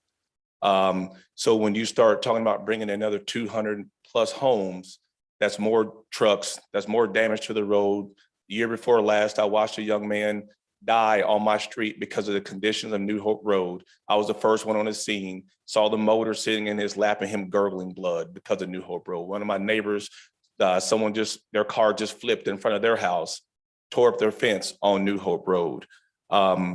This whole thing really doesn't make a lot of sense. And to me, I'm kind of blown away at the consideration, especially when you guys represent the citizens of Kennedale, when the citizens have been made, their voices have been pretty clear about their opposition of this whole R4 zoning. I think the city needs to take into consideration that the word density just means more money in their pocket. And if we already, well, maybe we do have the money if we're planning debt that was mentioned earlier. Thank you for, asking how are we budgeting to spend more money than what we have. That I'm an accounting and finance major, 3 degrees when it revolving money. That don't make sense to me either. So maybe we will just plan to be in further debt and therefore not get a lot of the things that the city really needs. The developer mentioned how this could be a 3 to 4 phase development, which could take who knows how long. However, if there's still no infrastructure that they're going to be putting in place with, he's already made it completely clear that this is something that you guys approve and something that you guys did. We're only doing this because you said so. Well, a buddy of mine who's a farmer used to always say, don't ever pee on my back and call it rain. Well, at least these guys aren't peeing on our backs. They're peeing in our face and then say, well, you asked me to do it. That's exactly what's happening. And so, again, I refer to Luke chapter 14, verse 28. Suppose one of you wants to build a tower. Won't you first sit down and estimate the cost to see if you have enough money to complete it? That seems pretty straightforward to me. Thank you. Thank you. Okay. Next speaker, Jeff Morris. Please state your name and address for the record, and reminder of 3 minutes. Evening, y'all. My name is Jeff Morris. My family and I live at 414 South New Hope Road. Our home is on the northeast corner of that development. Most of the homes, as you can see up on the map, are 1, 2, 3, 5 acre parcels. Some are twice that large. To go to R4, you're going down to 104 foot by 104 foot. That doesn't match what we have there. So I've got to ask, I understand how our developers are trying to sell this to the city, that it will affect the city in a positive way. This will not affect the current residents of that area in the way they're saying it'll affect the rest of the city. These are families who have lived here 1, 2, 3, 4, 5 generations. So everything I've heard tonight fronts more questions to me than is answered.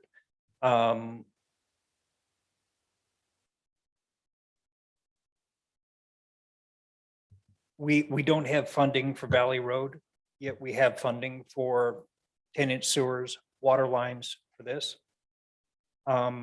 We have Dick Price Road and New Hope Road at or above the capacity that they can handle. My neighbor here brought that up. We've had a fatal accident and 3 overturns out there in the last 2 years. The condition of the road is deteriorating rapidly. Again, more questions are asked than answered. What are we going to do about that? We don't have money to fix it. There's supposed to be money coming down the road with that development going in. That doesn't help the city of Kennedale now.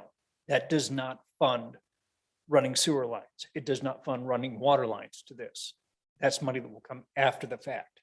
So we're spending money again, like our councilman here said, we're spending money that we do not have. And that's about all I can remember off the top of my head. Thank you all very much. Y'all have a good evening. Thank you. Next speaker, Luann Hall. Please state your name and address and reminder of 3 minutes. I'm Luann Hull. I live at 416 South New Hope Road. We own property at 450, 470, and 100 South New Hope. We've lived in Kennedale most of our lives, graduated here. Our 3 sons graduated here, and our grandkids are here. I'm concerned with the roads you want to build through our property to accommodate these new houses, separating us and our family. My grandkids and great-grandkids will have to cross this road to come see me. Years ago, a SUV rolled up to the front of our door at our house at 100 New Hope Road. We worked hard to buy land where we could build our homes and our kids could build away from the road. There has been 4 wrecks on New Hope. 2 of those were care flighted away. 1 wreck tore our fence and our son's fence all down across the front of our property, but did not come close to our houses. This road between us will be close to my son's home because of the water and gas lines that are there. New Hope needs to be fixed before any more traffic is added to it, from the train causing backups to the waves in the road and speeding causing wrecks.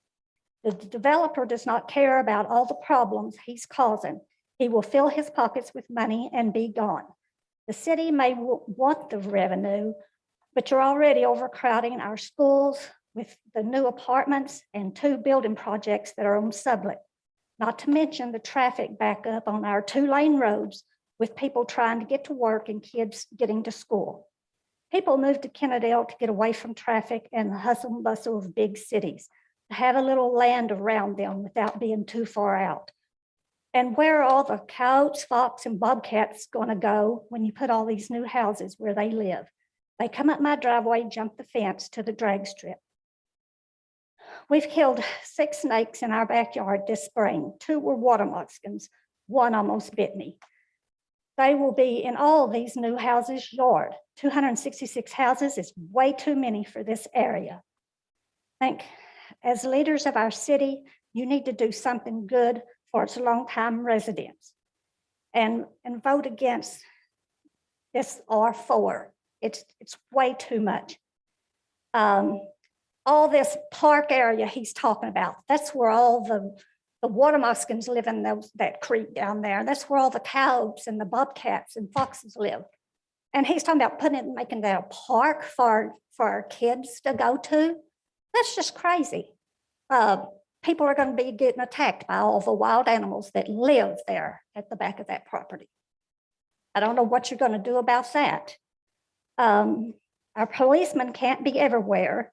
They can't control the 4-way stop signs being ran, the red light at Kennedale Parkway being ran, and the speeding down our road. The more people, the more crime. It's just bad for Kennedale. It's bad for all of us citizens that live there. And I'm just totally against it. R1s would be all right, but that's as much as that area can handle. Thank you for your Thank you. comments. Next speaker is Brian Cleek. State your name and address, please, and reminder of 3 minutes. Brian Cleek, I live at 709 Shady Lane. My family, most of my family has graduated or lived in Kendall most of their lives. I went here from kindergarten till I graduated. My son goes to Kennedale. My wife's family grew up in Kennedale. Most people live here because they want to get away from the hustle and bustle. They don't want to live on top of each other. They come here because there are 2-lane back roads and they can get away from the city. Our schools aren't designed, they're not ready for as many students as it's going to add because of the developments that are coming in on Sublet and the apartments that are by Emerald Hills. Also, New Hope is deteriorating. I live on Dick Price. It is deteriorating. I have 18-wheeler traffic up and down that because of the dump. And when the train is there, it backs up on both sides.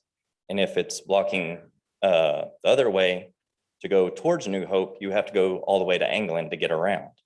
So with 18-wheelers, that's what delivers sheetrock, brick, wood that are used to build homes is going to be up and down New Hope before you ever see a dime from the developer. When the train is there, it's going to cause a backup. Where are they going to go? They have nowhere to go because those roads aren't developed. Also, the longtime citizens that are there that bought 5-acre lots, they bought them for a reason. They bought them so they wouldn't have to have people live on top of them, or the city come and use eminent domain to put a street through their yard. That's not fair to the citizens that live here. Not only that, I believe most of the council now was voted by the citizens that wanted change. This is not the change they wanted. They wanted to keep the small town feel. More dense, that just means more homes, which means more people, which means more money for the developer. Not only that is when the developer sells these homes, are they going to bring them out on a Saturday night at 11 o'clock when the dirt track's going and you can hear it? No, most people look at homes during the day. The racetrack's closed and they say, oh, it can't be that bad. Until they have a 3-year-old kid that's trying to sleep, 10 o'clock at night, the dirt track's going, kids start screaming. They only put up with that so long, then they're going to come to you and say, what are you going to do about it? I bought a $500,000 home or $800,000 home. I'm mad, I'm upset. The developer's not going to worry about that. He's gone. He's got his money, he left. Y'all are stuck with it, and so are the citizens. Not only that, it's in a floodplain. I live in a floodplain. I'm well aware of what can happen. Is that developer going to tell every homeowner, hey, there's a possibility your house can flood? Because I don't see a retention pond. I don't see any irrigation that's allotted for that. Not only that, if you don't do those things, you push water off to your neighbors. So what are you going to do for those citizens when their house floods? The new homes are fine. Your 3 minutes are up, but I do have a clarification question. You said you live on Dick Price? I live off 709 Shady Lane that butts into Dick Price. Okay, all right. Off Briarwood. Okay, So I get thank all you. that traffic. Thank you. Thank you, council. Okay, next speaker is Jen Hall. Please state your name and your address and reminder of the 3 minutes, please. Hi, Jerry Hull, 460 South New Hope Road. I attended the planning and zoning meeting on Thursday that denied these developers with R4 zoning. Now was not the time to add 266 homes. It was interesting when one of the P and Z members asked the developer representative, what can you offer these citizens who majority spoke didn't want this? His response, I can't please everyone. That right there told me they didn't care what happens. Once they are done, their pockets will be filled and this will be a city's problem. He did say there's some green space the city can look at building a park or something. 1, that green space is a flood zone. 2, majority of the homeowners that live here are on an acre plus land. What will that green space in a residential neighborhood do for us?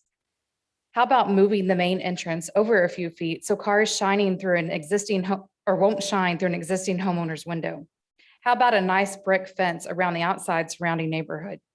How about working with the city to bring in more towers so we can help offer better internet? Again, they are just looking for what is best for them, not the citizens or the community. They do not care. Zoning this to an R3, R4, New Hope Road cannot take on 400 plus more cars with the current conditions. New Hope Road is also used as a pass-through from Brendan and Burleson. In the past 18 months, we have witnessed 3 major accidents. 2 were caused from speed and traveling over those bumps. 1 encountered a death. The second, 2 people were ejected over the fence and into our yards. The third was from speed coming from the park, and they flipped going down our fence line. You have to do something about the roads before you can add this much more traffic. Have you been stuck by the train on this side of the tracks? The train comes about 2 times in the morning, a little before 7, and again around the 8 o'clock hour. It's frustrating trying to get around, especially when you have kids to get to school and work on time. Your mornings consist of trying to beat the train. Have you been in an emergency situation and been on this side of the tracks and first responders can't get to you? Imagine watching your son's lips turn blue and begging for them to hurry. Thankfully, we had a positive outcome, but someone else may not be as lucky. Yes, the new road will help, but we won't hear from Tarrant County until November if this is approved or not. How long will it take them to finish this construction? We citizens have to suffer 5 to 10 years with the 200 plus more homeowners. I don't think that's very fair for us. Our schools are at capacity. Teachers are doing their best not to let any children fall behind, but the ratios are outnumbering them. They are begging and in need for more teachers and substitutes as we are pouring more people into this town. Council, we are in need of your help now more than ever. I'm asking you to help slow this growth with these developers.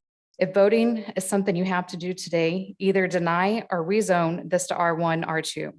Give them community time to welcome all other new citizens that will be coming in with the surrounding developments already in place. Okay, your 3 minutes is up. Thank you very much. Can I just finish? Let your focus be on the budget and fixing the current infrastructure.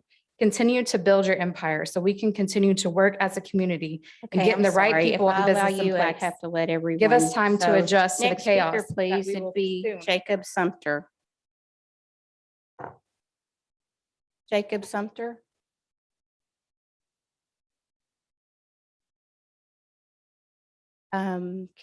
Let's go ahead and finish because there may be others. Oh, I'm sorry, that was you. Doug Skaner? Okay. And then Gary Knott and Fred McDonald? Okay. Do you wish to speak? We're going to let the citizens speak first, and then we'll allow them to finish up.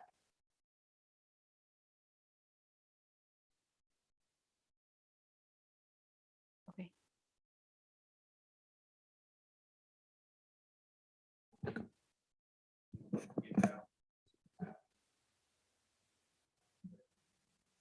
Yes, they filled out a form, so yes, yes.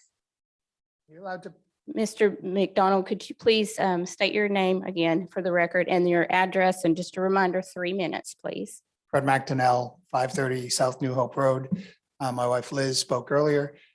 Can I get that picture of that development back up? Because I believe many people have said it, but I want to use the word harmony. That is not harmonious with that neighborhood. We, as minimum size lots, I believe, are roughly 1 acre. And if you look, there's going to be about 3 properties abutting each one of those. Some of them are going to be doing twice that because they're twice as wide. So it looks, if you're not, we don't expect that property to remain virgin. We know it's going to develop.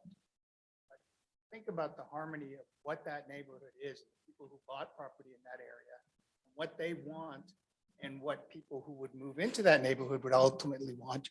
You could have a very beautiful, nice neighborhood.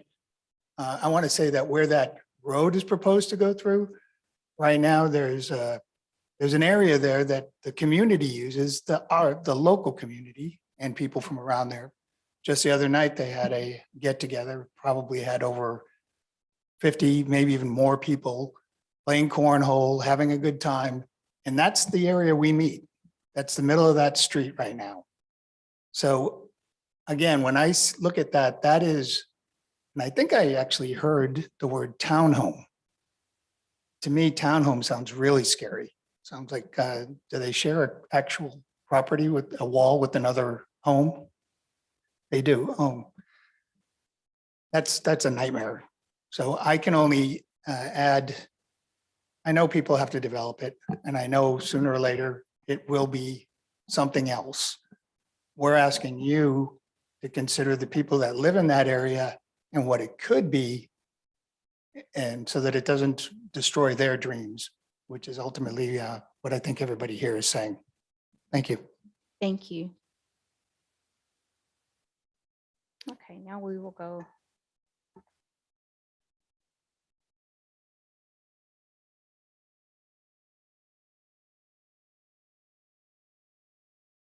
Mr. Jacob Sunter.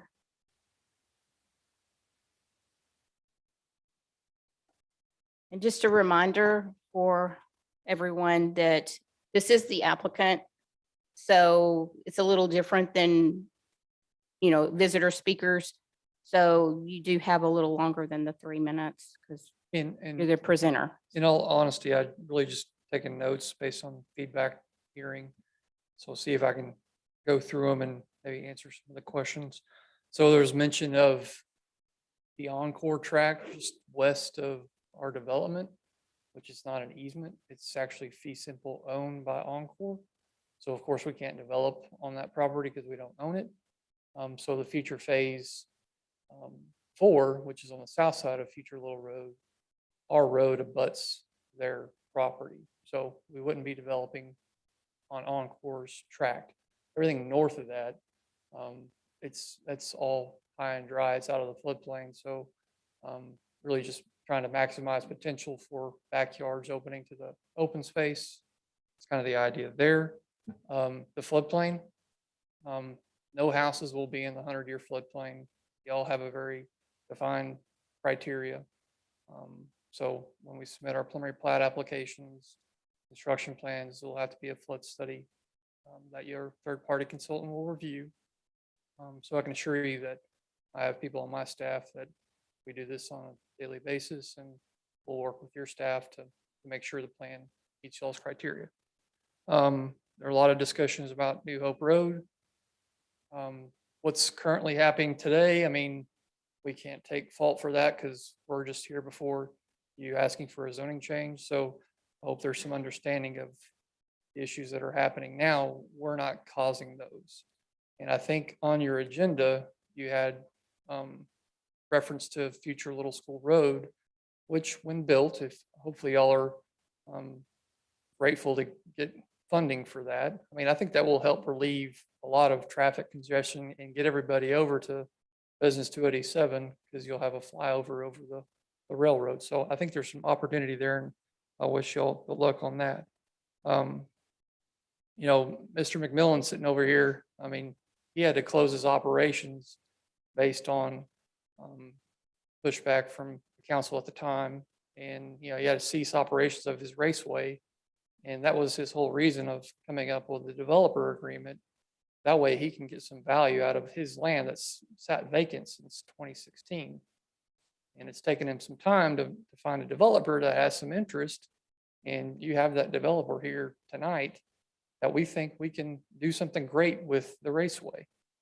This is just the first step. It's a long process, but I think, you know, Mr. McMillan, I mean, he's had to shut his operations and trying to find something to develop. And it's something that council has, you know, codified in an agreement of how many units there are. And it's not something we're making up. We're trying to bring a plan that kind of meets the spirit and intent of that developer agreement.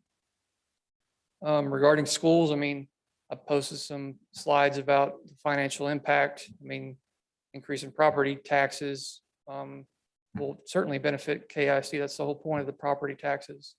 And then the addition of charter schools that I've actually been a part of that are in this general area, you know, kids can go to any school they want to now. I mean, my child goes to Arlington ISD, and there's kids that go from Midlothian to Arlington ISD. So I think the dynamics of the school system has changed. But, you know, going back to the property taxes, I think that helps impact of KISD. Again, speaking to the wrecks that are currently happening on New Hope Road, again, I thought y'all consider that what we're bringing to the table, we're not causing that. I mean, it's something that happened today. So, you know, we don't want wrecks. Sounds like they don't want them either. So I just want to make the point that, you know, we're not causing that. And then comment about the park. Again, going back to the developer agreement of that statements within that area of providing 100-foot swath for a public park. You know, I always felt it as a nature preserve kind of area, not an area where you put a playground, make it more passive. I think a nice trail system through there would benefit, you know, people walking through that, see the nature like you would in River Legacy or something like that. And then statement about townhomes, I think it was just our conversation with Mr. Connor about a previous development that we had done.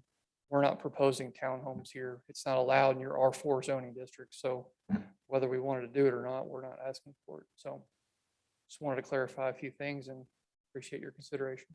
Thank you.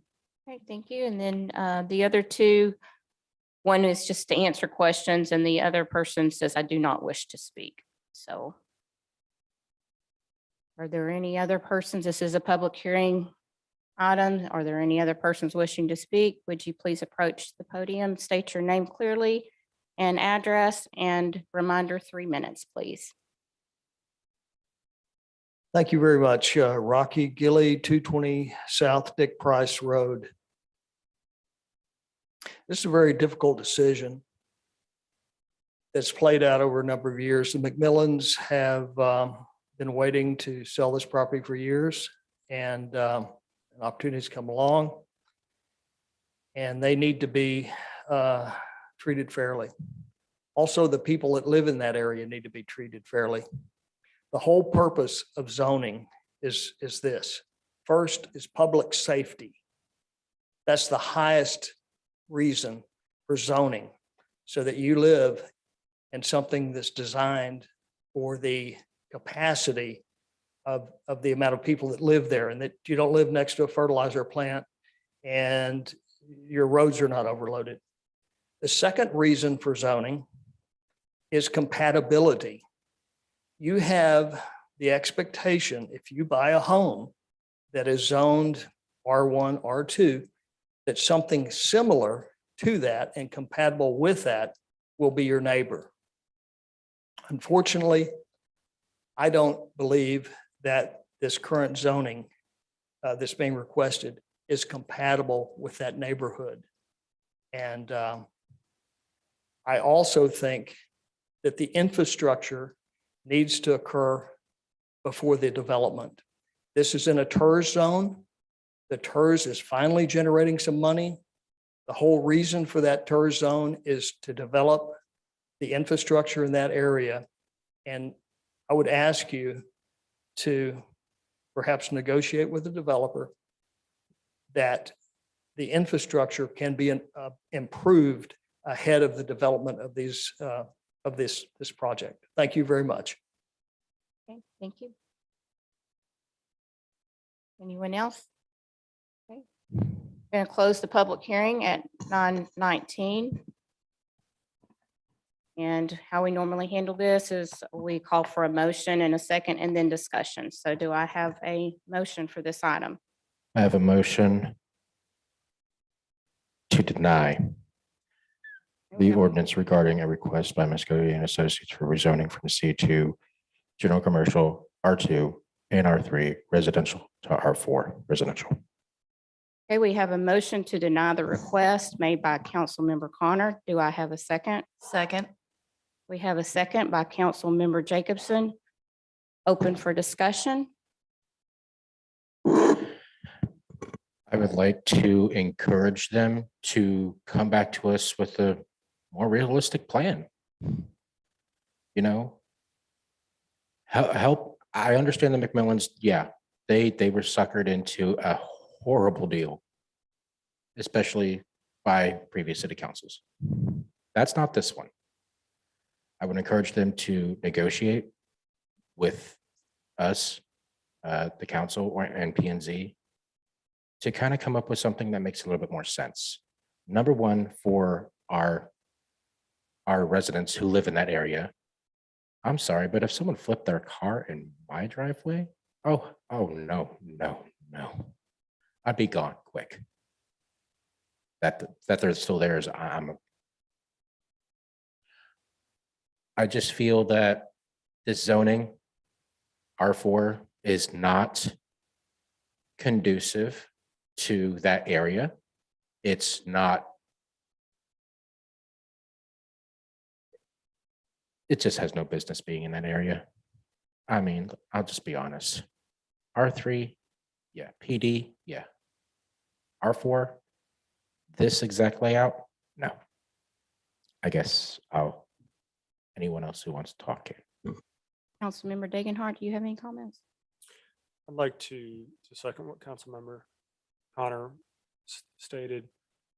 R4 is not the appropriate zoning for this area with consideration to the other neighborhoods around and the other properties and zoning types around. I believe that R1, R2 would be more conducive to fitting in with what's previously existing.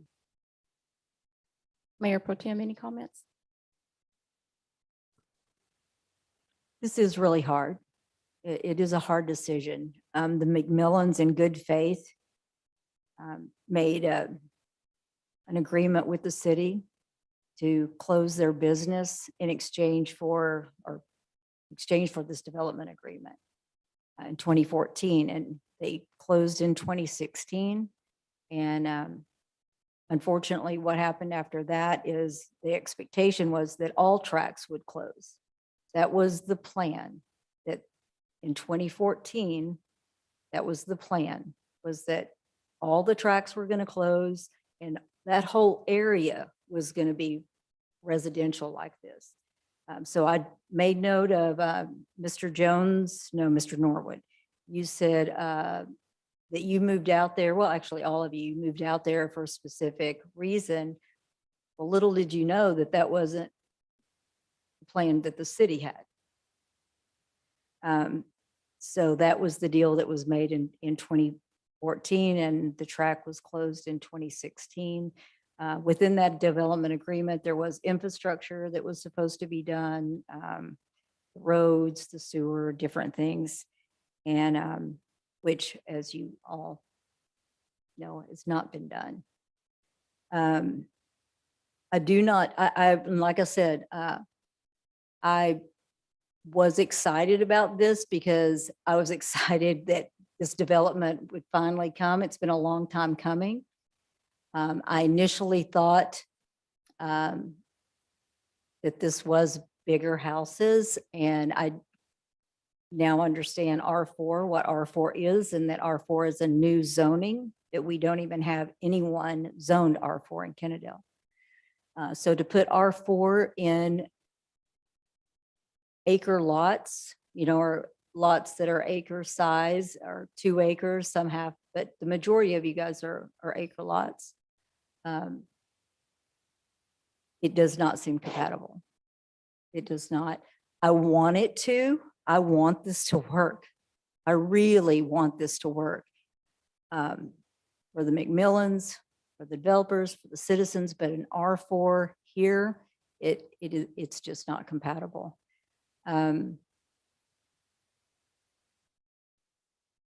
We have not heard from KISD, although I do know the superintendent was at the planning and zoning meeting. I haven't heard anything from KISD. I do know that there is a huge public safety concern with the tracks being there. Getting to, not only everything you've already said, but for me, the first responder, that's a big, and that's why Little Road became #1 project going to Tarrant County, was because you have to, if you're going to put more homes out there, you have to be able to take care of the safety of the people you're going to be putting out there. We have not heard from them, but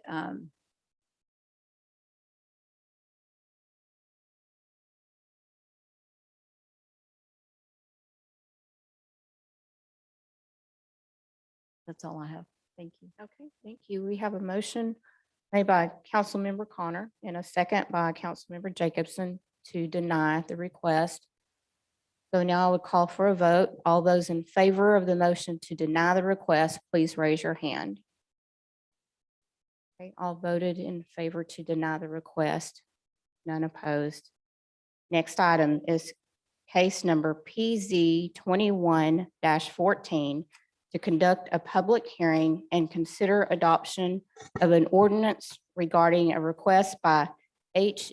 Nemot for a rezoning from R3 Single Family Residential to R4 Single Family Residential for approximately 1.474 acres located at 1200, 1220, and 1224 Mansfield Cardinal Road. This is a public hearing item at 9:26, and Chance LeBlanc, if you'd like to present.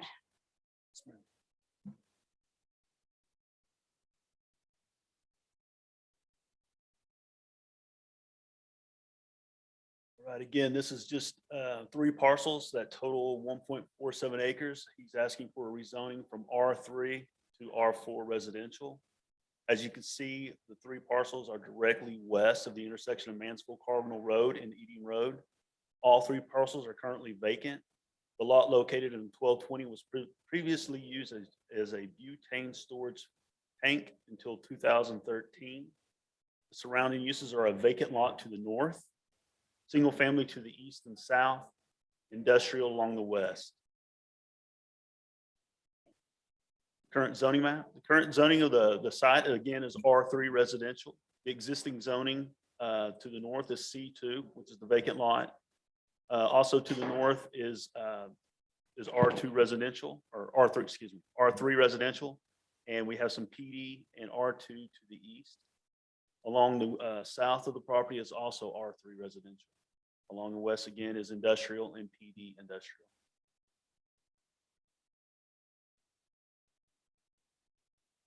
The proposed residential uses is compliant with the future land use plan of neighborhood residential.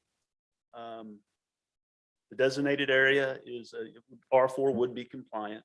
Staff did recommend approval based on the R4 being a compatible land use with the surrounding uses. I want to say that I did receive 2 phone calls inquiring about the zoning change.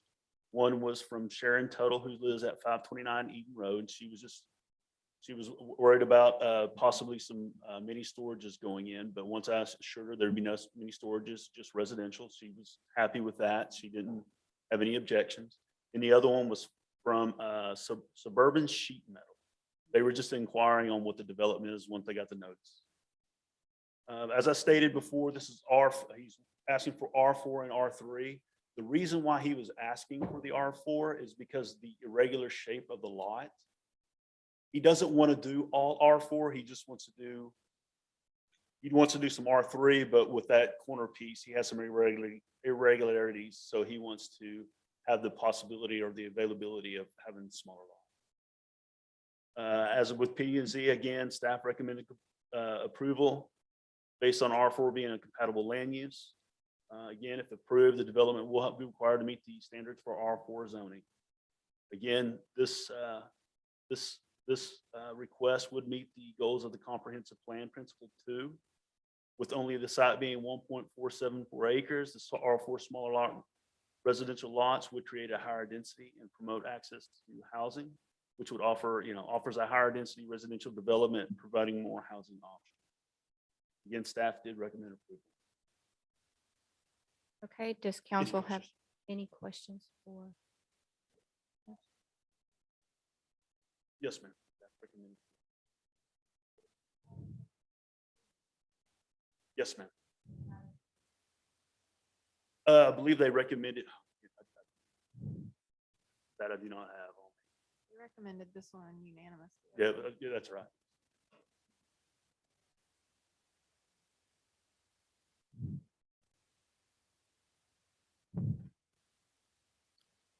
Yes. Councilmember Connor, go ahead. So I was at the P and Z meeting, and when the developer came up to speak, yeah, even though P and Z did unanimously approve this, When the developer came up to speak, he had no plans, no mock-ups of what the houses would look like, no timeline, no financials. He just wanted it zoned from R3 to R4. That's the only reason he came here. So he didn't present a case to me to make me say yes.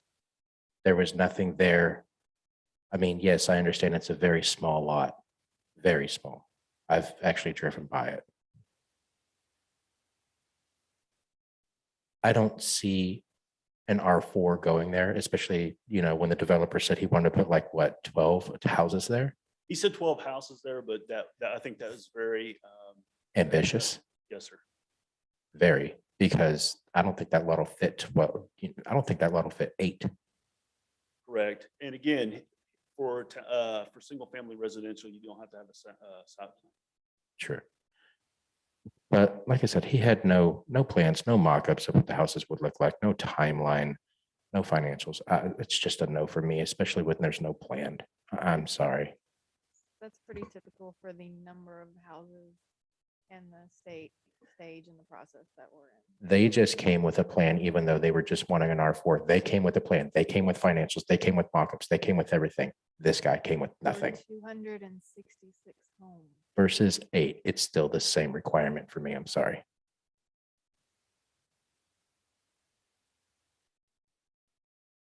Councilmember Degenhart, you have any questions for staff?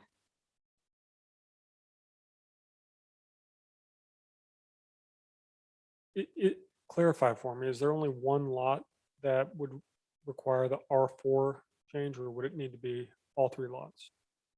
It would be all 3 lots, as he's asking for a blanket rezoning of all 3 parcels.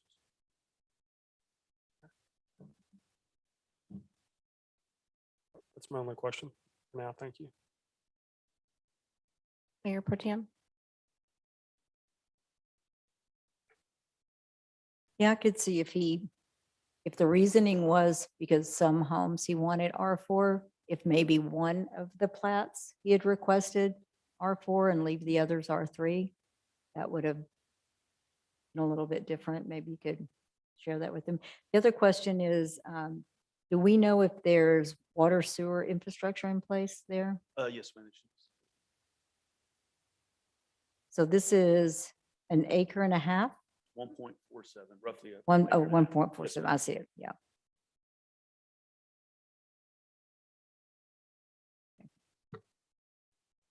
Councilmember Jacobson? Okay.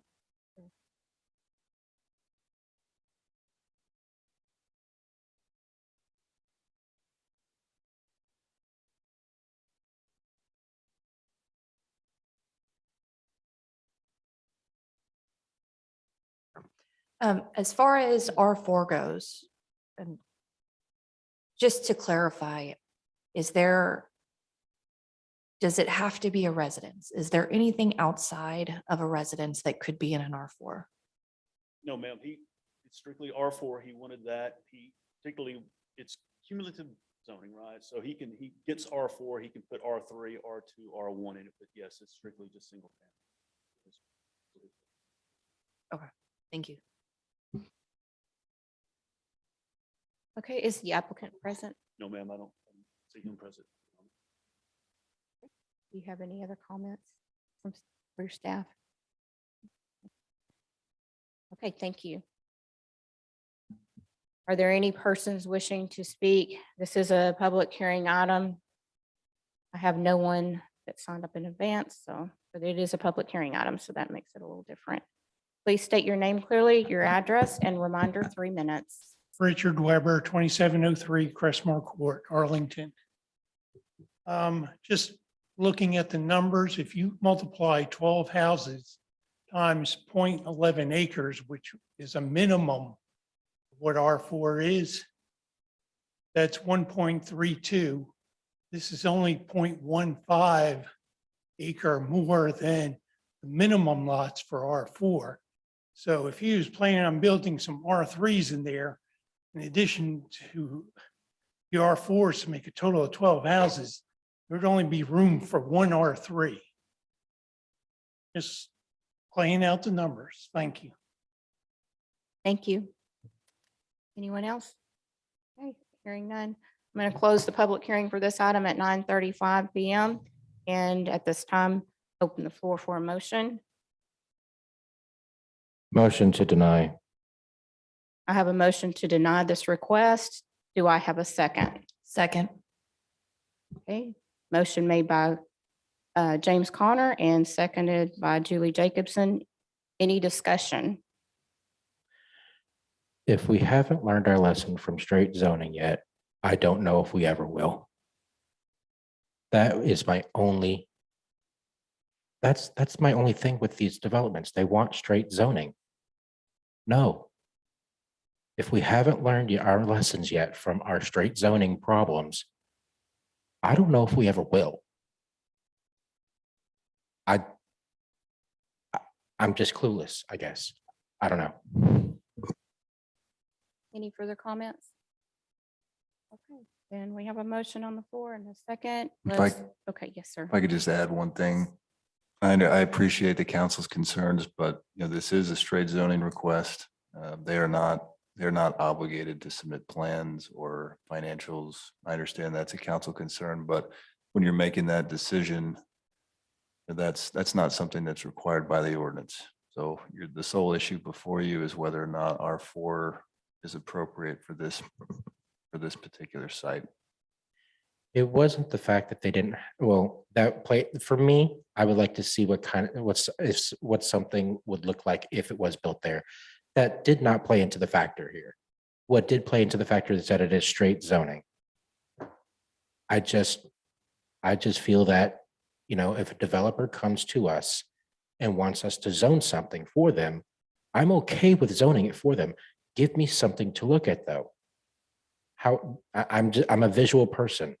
A little triangle is not going to be a visual for me. I mean, great, you have a triangle. Yay. I want something that would be, I could see, visualize it. That would be great for the community. So sure I'm understanding. You're saying that you aren't comfortable approving any straight zoning. Not true.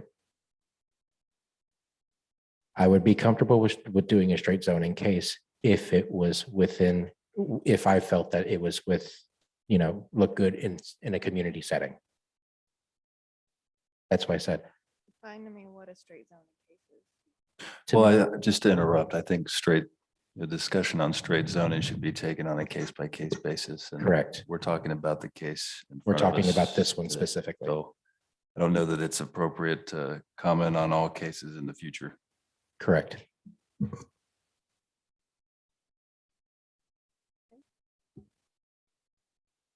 Yes. Just Mayor for Pro me, Tem. it's an acre, it's a little under an acre and a half.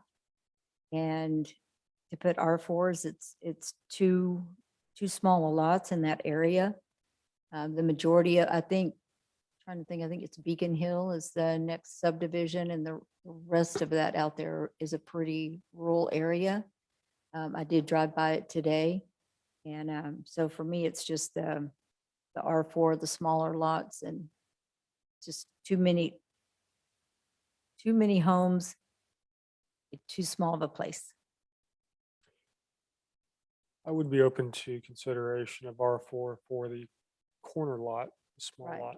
I would too. But lot 1220 and 1224, I would be in favor of keeping those as R3 as they currently are. Okay, so the case before us, of course, is for all three lots to consider rezoning to R4. We have a motion on the floor and a second to deny the request. And at this time, I'll call for a vote if there's no further discussion. All those in favor to deny the request, please raise your hand. Okay, motion passes unanimous. All in favor to deny the request. Let's move along to case number PZ 2115. Okay, we have a request to take a quick break, so we will take a short break. It is 9:40.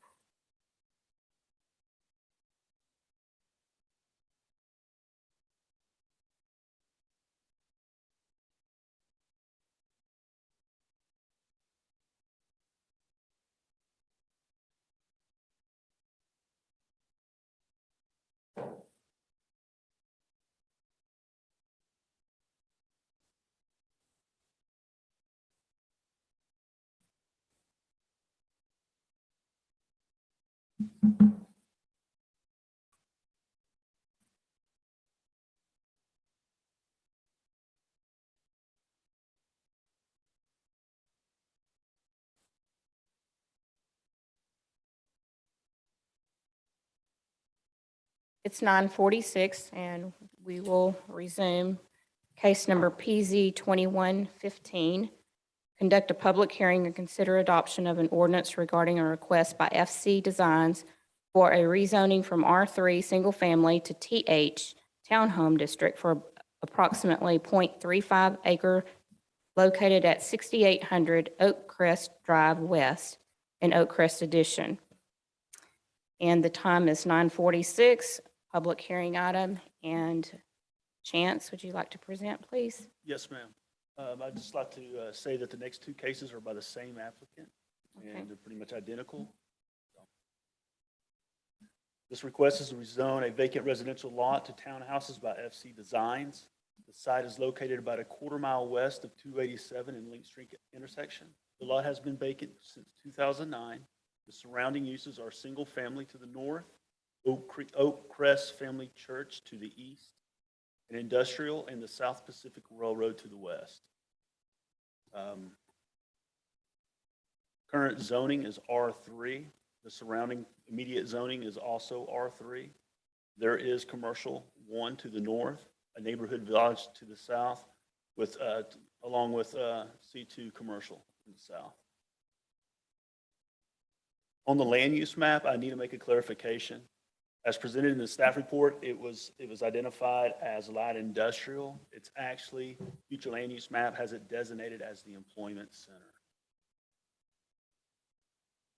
The proposed townhomes are a deviation from the future land use plan, which has the area again designated as the employment center. But the multifamily development is a development type underneath the development type of uses in the comp plan. So it signifies as having multifamily. With the location of the future transit station, there is an opportunity to encourage transit supportive land use patterns at these stops, such as locating higher density residential units within walking distance. Again, the site is also near the area designated as a neighborhood village to the south, which through the current comprehensive plan does encourage higher density residential development like townhouses. The staff recommended approval to the P and Z. And with that approval, with approval of townhome zoning, it would have to meet those city standards. P and Z recommended the approval 4-1. This development also meets the goals of the comprehensive plan, principle 1, to support a walkable built environment, reducing the need for travel, providing a direct access for pedestrians and transit. And principle 2, promote access to housing. Townhomes offer a different type of development of higher density and residential, therefore providing, again, more housing options. Again, staff recommended approval. There's a site plan that was.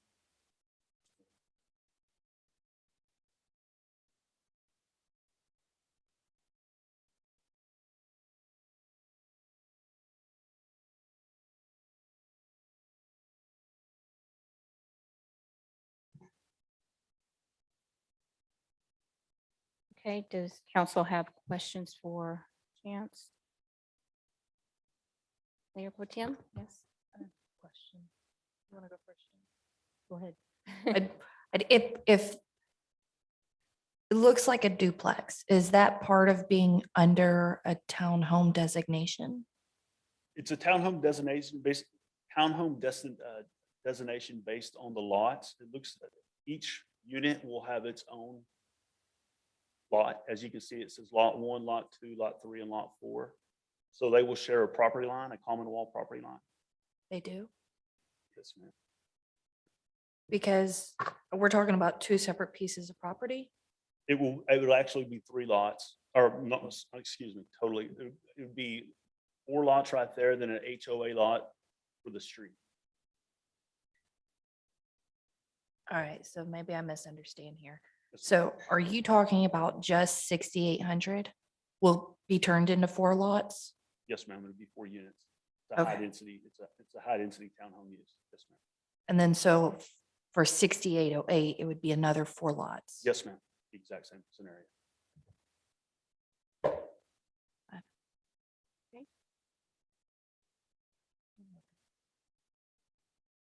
Any further questions? I do, but if Okay. you'll, you can go to somebody else while I Okay, have to find the right okay. thing again. Mayor Pro Tem? Is there a reason why planning and zoning, the first vote, it looks like it was a 4-1? And then the second vote, since these are identical, the vote was 3-2? Yes, ma'am.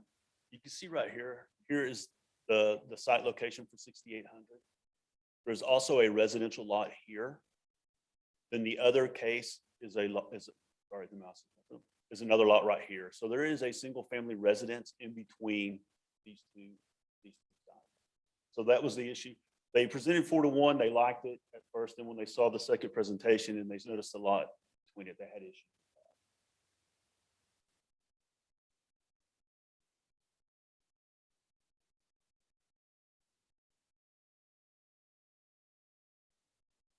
We're hearing a lot of high density tonight. That seems to be a theme tonight with all of these cases. The thing is also when you think about it, you're using the future land use plan and you have that proposed future transit station. If it ever comes to fruition, that's what you want next to those transit stations, high density residential and kind of transition into a lower density.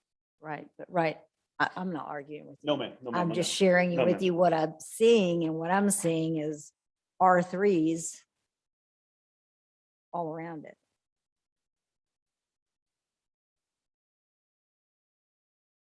Just sharing my thoughts. From the single family home in between these two properties, have we heard anything from ma'am, the I have- citizen? No, ma'am, I have not. Have we attempted to contact that resident that would be in between these two properties? No, sir, I have not. Two of those.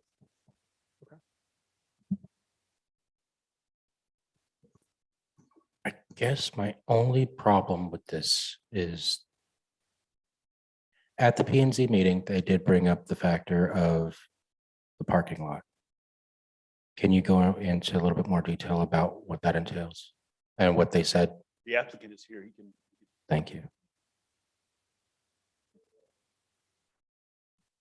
So no further questions for Chance at this point in time? Not, It's not all- for Chance, Okay, no. then yes, sir. Are you with FC Designs? Okay, if you could please state your name for the record. My name is Federico Canora, owner of FC Designs, and I live on 390 East Oakland, apartment 134, Dallas, Texas, 75203. I was hired by the owner of both of lots to kind of come out with a concept that promote a little bit more higher density into these units while trying to keep a nice residential feel to it. To answer first the question from the councilman, there was a concern from PNC because we have a parking lot right now in the back. They were asking about maybe there is another way to get away from a parking lot. And there is, and that is actually bringing the garages into the units themselves. One of the issues that happens with the TH ordinance that I know is fairly new is that it doesn't allow for front-facing garages. It means then that the access for the garage needs to happen from the back of the building, the back of the house, which at that point, then if both houses need to be facing, both duplexes need to be facing, street facing, I will have to create two individual driveways, which at that point, we wouldn't be able to meet the requirements from the setbacks and from setbacks, side setbacks and back setbacks, because we'll have to use 24 feet approximately for each one of the driveways.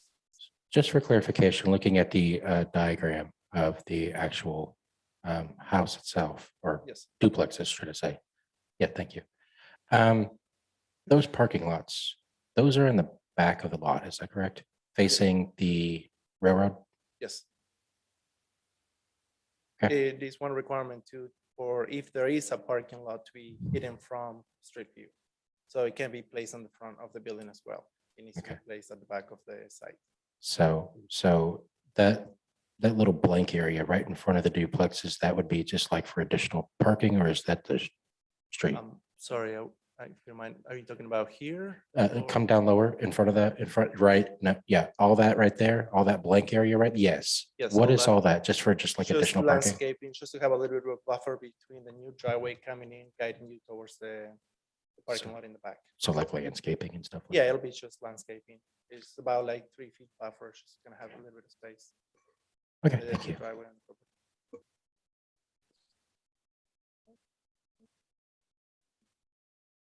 No, I don't have any questions. I think that this looks like it'd be a good utilization of these properties for this location. I have one more question Yes, for ma'am. Chance. Do we have any zoning townhouses? Are there any other areas in Kennedale that are townhouses?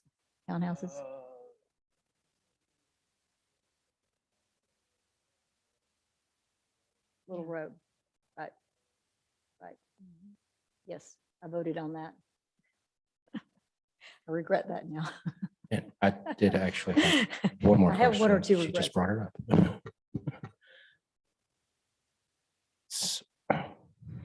You know what?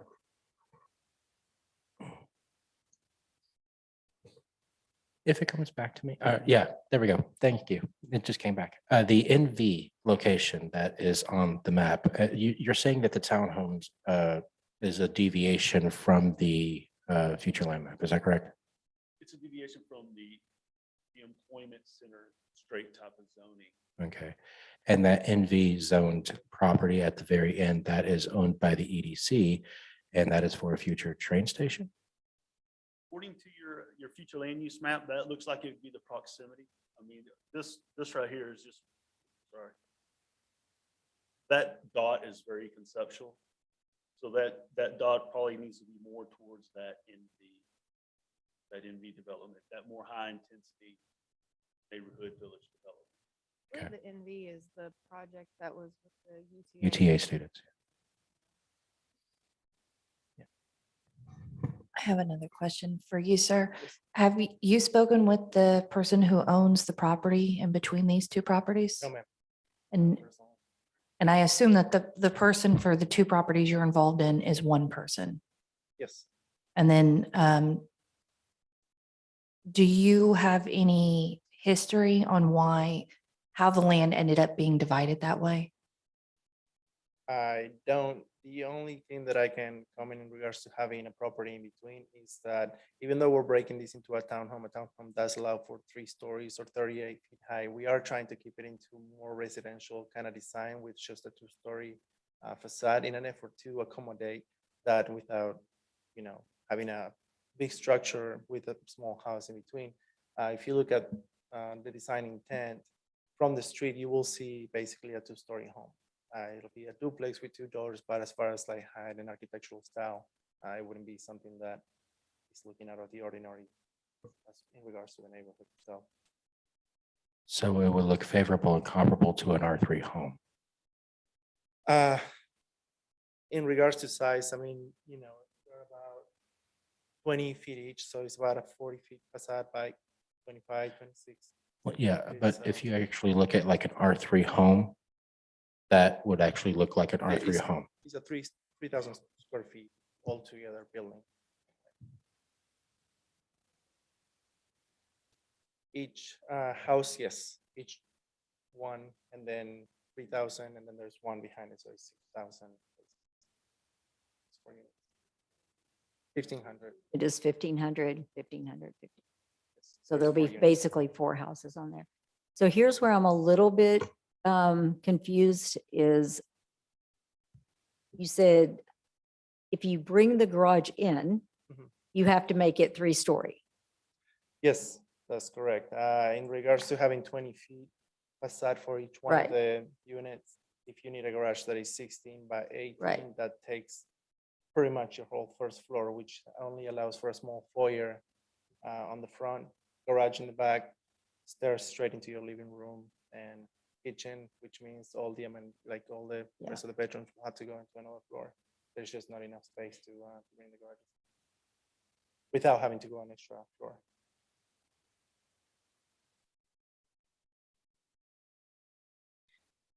I mean, I drove by there today and everything in that area, I don't think anyone parks in a garage. I think everyone pretty well parks out front.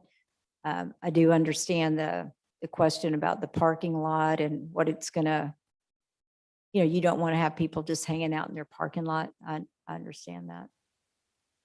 But I think just for me personally, I would prefer that over a 3-story in that area. But that's just, I guess I'm trying to think of the other residents in the area, and especially that one sandwiched in the middle where they've got, 3 stories growing up on, Yeah, both sides. That's why we try to keep in Yeah. 2 stories, so it'll blend better with urban design in a way. Just so you know, I mean, the parking lot that is happening in the back, it has a minimum requirement for each one of the units. So you shouldn't have to have a parking lot where there is other cars other than the residents that live there. I understand that that was one of the concerns from the PNC meeting in regards to having just a parking lot where people can lay around, but I mean, it's more like a residential reserved parking kind of thing, not like an open parking for any other than the people that live there. Council have any further questions? I have a question for Chance. This particular type of zoning, the TH Townhome District, it can go up to 3 stories, correct? So what council is being presented with is strictly the zoning change request. Yes. It's not any renderings. These are just conceptual ma'am. plans. Yes, Okay, ma'am. thank you. Okay, council have any further questions for the speaker? Okay, thank you very much. And then at this time, we do have one person that signed up. I'm sorry, that was him. Sorry. Do we have any other persons wishing to speak on this item?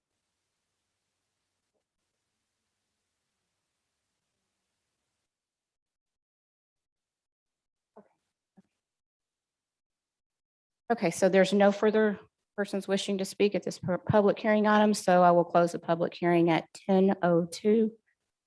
And I'd open the floor for a motion. I'll make a motion to approve PZ 2115. Okay, I have a motion to approve. Do I have a second?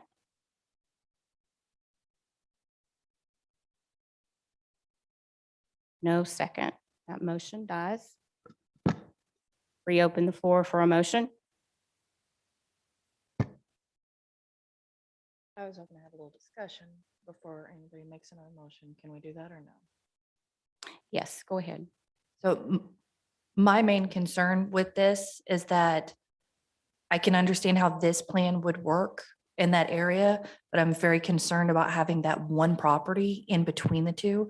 It seems like that's going to overcomplicate things, and I don't want to make this zoning change and then a couple months from now, find out that it's not going to work out the way we're expecting. So I'm wondering if there's a way, around that. And so I don't know if that's a possibility. If Mayor, yes. Yes, please. We'll just be sure the mic is on for the people that are watching at home.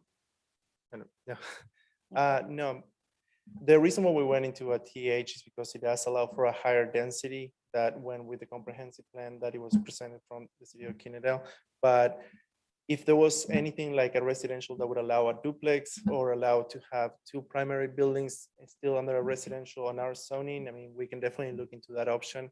In regards to what I've seen so far from the R1, R2, R3, they don't approve duplexes. And so TH was the next thing without having to go as far as multifamily. And that's why it was chosen as zoning, to be able to incorporate this much density in it. But if there is any other zoning that you guys recognize that allows duplexes or maybe even having two primary buildings, then we can definitely look into that. And I guess, have you tried to do anything to get in contact with the single home in between the two properties? No, I'm sorry. It's just my understanding that everybody's sending a letter, that the city usually sends a letter to all residents, and Right. I mean, I didn't go up Right. more than that. Well, and I'm just thinking worst No, I case understand. scenario, that perhaps That he's a he guy ain't who's get had it. COVID for the past 2 weeks and couldn't check the mail. No, but I mean, we could approach maybe and see, Right. what their thoughts are. And We're I definitely open to obviously, talk to everybody in the neighborhood, make sure that what's gonna go in there, they feel comfortable with. so I don't think I'm at a point where I'm ready to outright deny this, but I would like to make a motion to perhaps put it on the agenda for next time to allow us time to make sure that everyone's had notice, and just to make sure that townhome would be the proper designation for this. So to clarify, you're wanting to table it until the next regular meeting? I would like to do that, yes. I'm not at a point to deny this either. And, I'm not at a point to approve it either, because I would like to know the input of those residents between. I know I gave y'all a bunch of stuff at the P and Z meeting. So, like I said, I'm not ready to deny it. I would actually like to approve this, but at the same time, I'm not still convinced. I would like to, I feel the same way. I think for me, I would like to ask Chance. So I don't want it to be 3-story in that area. I think if I had to vote and know it was going to be 3-story, and I know we're voting on straight zoning, and straight zoning can be 3-story. So that's the part for me that's leaning no, but I want you to build there. So is there something with duplexes is there something else that we can, another zoning option? This may not matter, but when you go 3 stories, you do have to put a fire sprinkler system on and stuff. And believe me that the client is not interested in putting that amount of money into duplexes. It just really brings the cost down to not having to put a fire sprinkler. Not that that will change anything, but I mean, those are the things that we also look whenever we're trying to develop and see what's going to work, see the client, the budget, whether he's trying to accomplish. And 3 stories also bring a lot of more fire hazard, fire code to be involved, other than just a regular 2-story building. Right. No, just a little extra. Yeah. You guys know. Yeah, 2-story sounds good, safe. Yeah. Okay, it- so I'm sorry, Jan. I was just gonna say, is there another option for zoning? Not for a duplex, because I think you can only have one primary unit per lot. And I think you would get into spatial.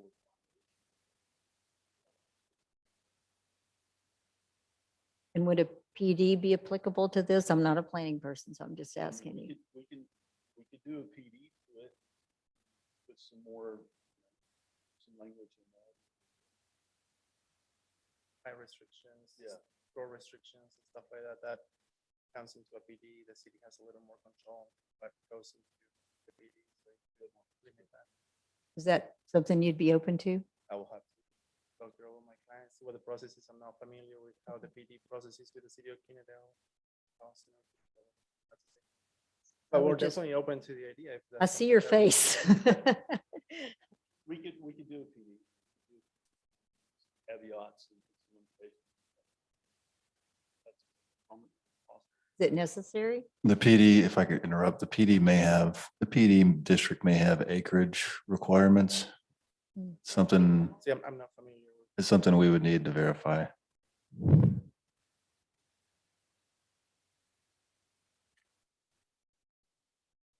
Any other?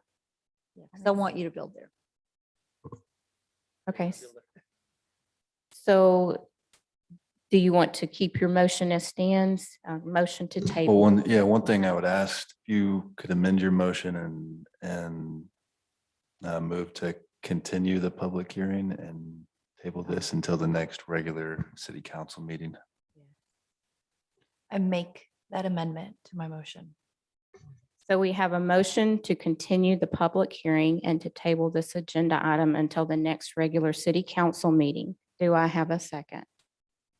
Second. We have a second by Councilmember Connor. Any further discussion? Hearing none. Oh, do you have a comment? Next regular city council meeting, yes. Okay. Hearing no further comments, call for a motion. All those in favor to continue the public hearing and to table this item until the next regular city council meeting, please raise your hand. All those in favor of doing that. Okay, thank you. Motion approved, unanimous. And let the record show that we are still in open public hearing then. Is there anything additional you guys want to see from us in regards to concept or anything other than contacting the resident? Talk to him. Two stories. Just keep it down to two stories. We agree. If you can keep it, I mean, I can literally live without, live without people parking in a garage. If their headlights are facing towards, a railroad, I don't feel that would be hindrance of the resident next to them. I really like the concept. I do want you to build this. However, input from the resident and, just keeping it 2 stories. I mean, I don't see anything wrong with it. But since we don't have any input from the resident that lives in between, I'm Make sure to reach out to him. yeah, reach out to him or her and see what they have to say. And if, they give the okay, All right. I don't see any reason. Thank you. Thank you. Okay, so let's move on to the next item. It's case number PZ 21-16. Conduct a public hearing and consider adoption of an ordinance regarding a request by FC Designs for rezoning from R3 to Town Home District for about 0.35 acres located at 6808 Oak Crest Drive. As stated before, by chance, this is similar. Yes, ma'am, it's the exact same. 10:12 for a public hearing to start. So go ahead. Thank you. Again, this is a request to rezone a vacant residential lot to townhouses. This lot has been vacant since 2012. The surrounding uses are single-family Oak Crest Family Church to the east, the industrial and Southern Pacific Railroad to the west. Current zoning is R3. The immediate adjacent zoning is also R3 with C1 commercial to the north and the neighborhood village, along with C2 commercial to the south. Again, for the last staff report, we were indicating as the future land use being in light industrial, and now it is actually employment center. Again, this would be a great spot for multifamily as a development, being close to the future transit station, as indicated on the future land use map. So we encourage again, transit supportive land Hey, use Chance. patterns. Can I Yes, stop you right there real quick? Mayor, would it be appropriate to make a motion to continue this open hearing at the next regularly scheduled city council meeting as it is tied directly to case PZ 21-15? If you wish to do so, yes, that's appropriate. Unless there's, let me just make sure that there's no one in the public that's wanting to speak tonight because they may not be able to be here. Then, okay. To continue the public. Yes, sir. To cool. continue the public hearing, just as we did on the prior case. I'd second that. Okay, we have a motion on the floor by Councilmember Dagenhart to continue this public hearing item and to table this item for the next regular city council meeting. And it's seconded by Councilmember Julie Jacobson. Do I have any further discussion? Hearing none, I'll call for a vote. All those in favor to do that? All in favor. Thank you. None opposed. Thank you for staying so late. Okay, and so at this time, we're going to go ahead and go into executive session again, and it is 10:14. Let me find the section.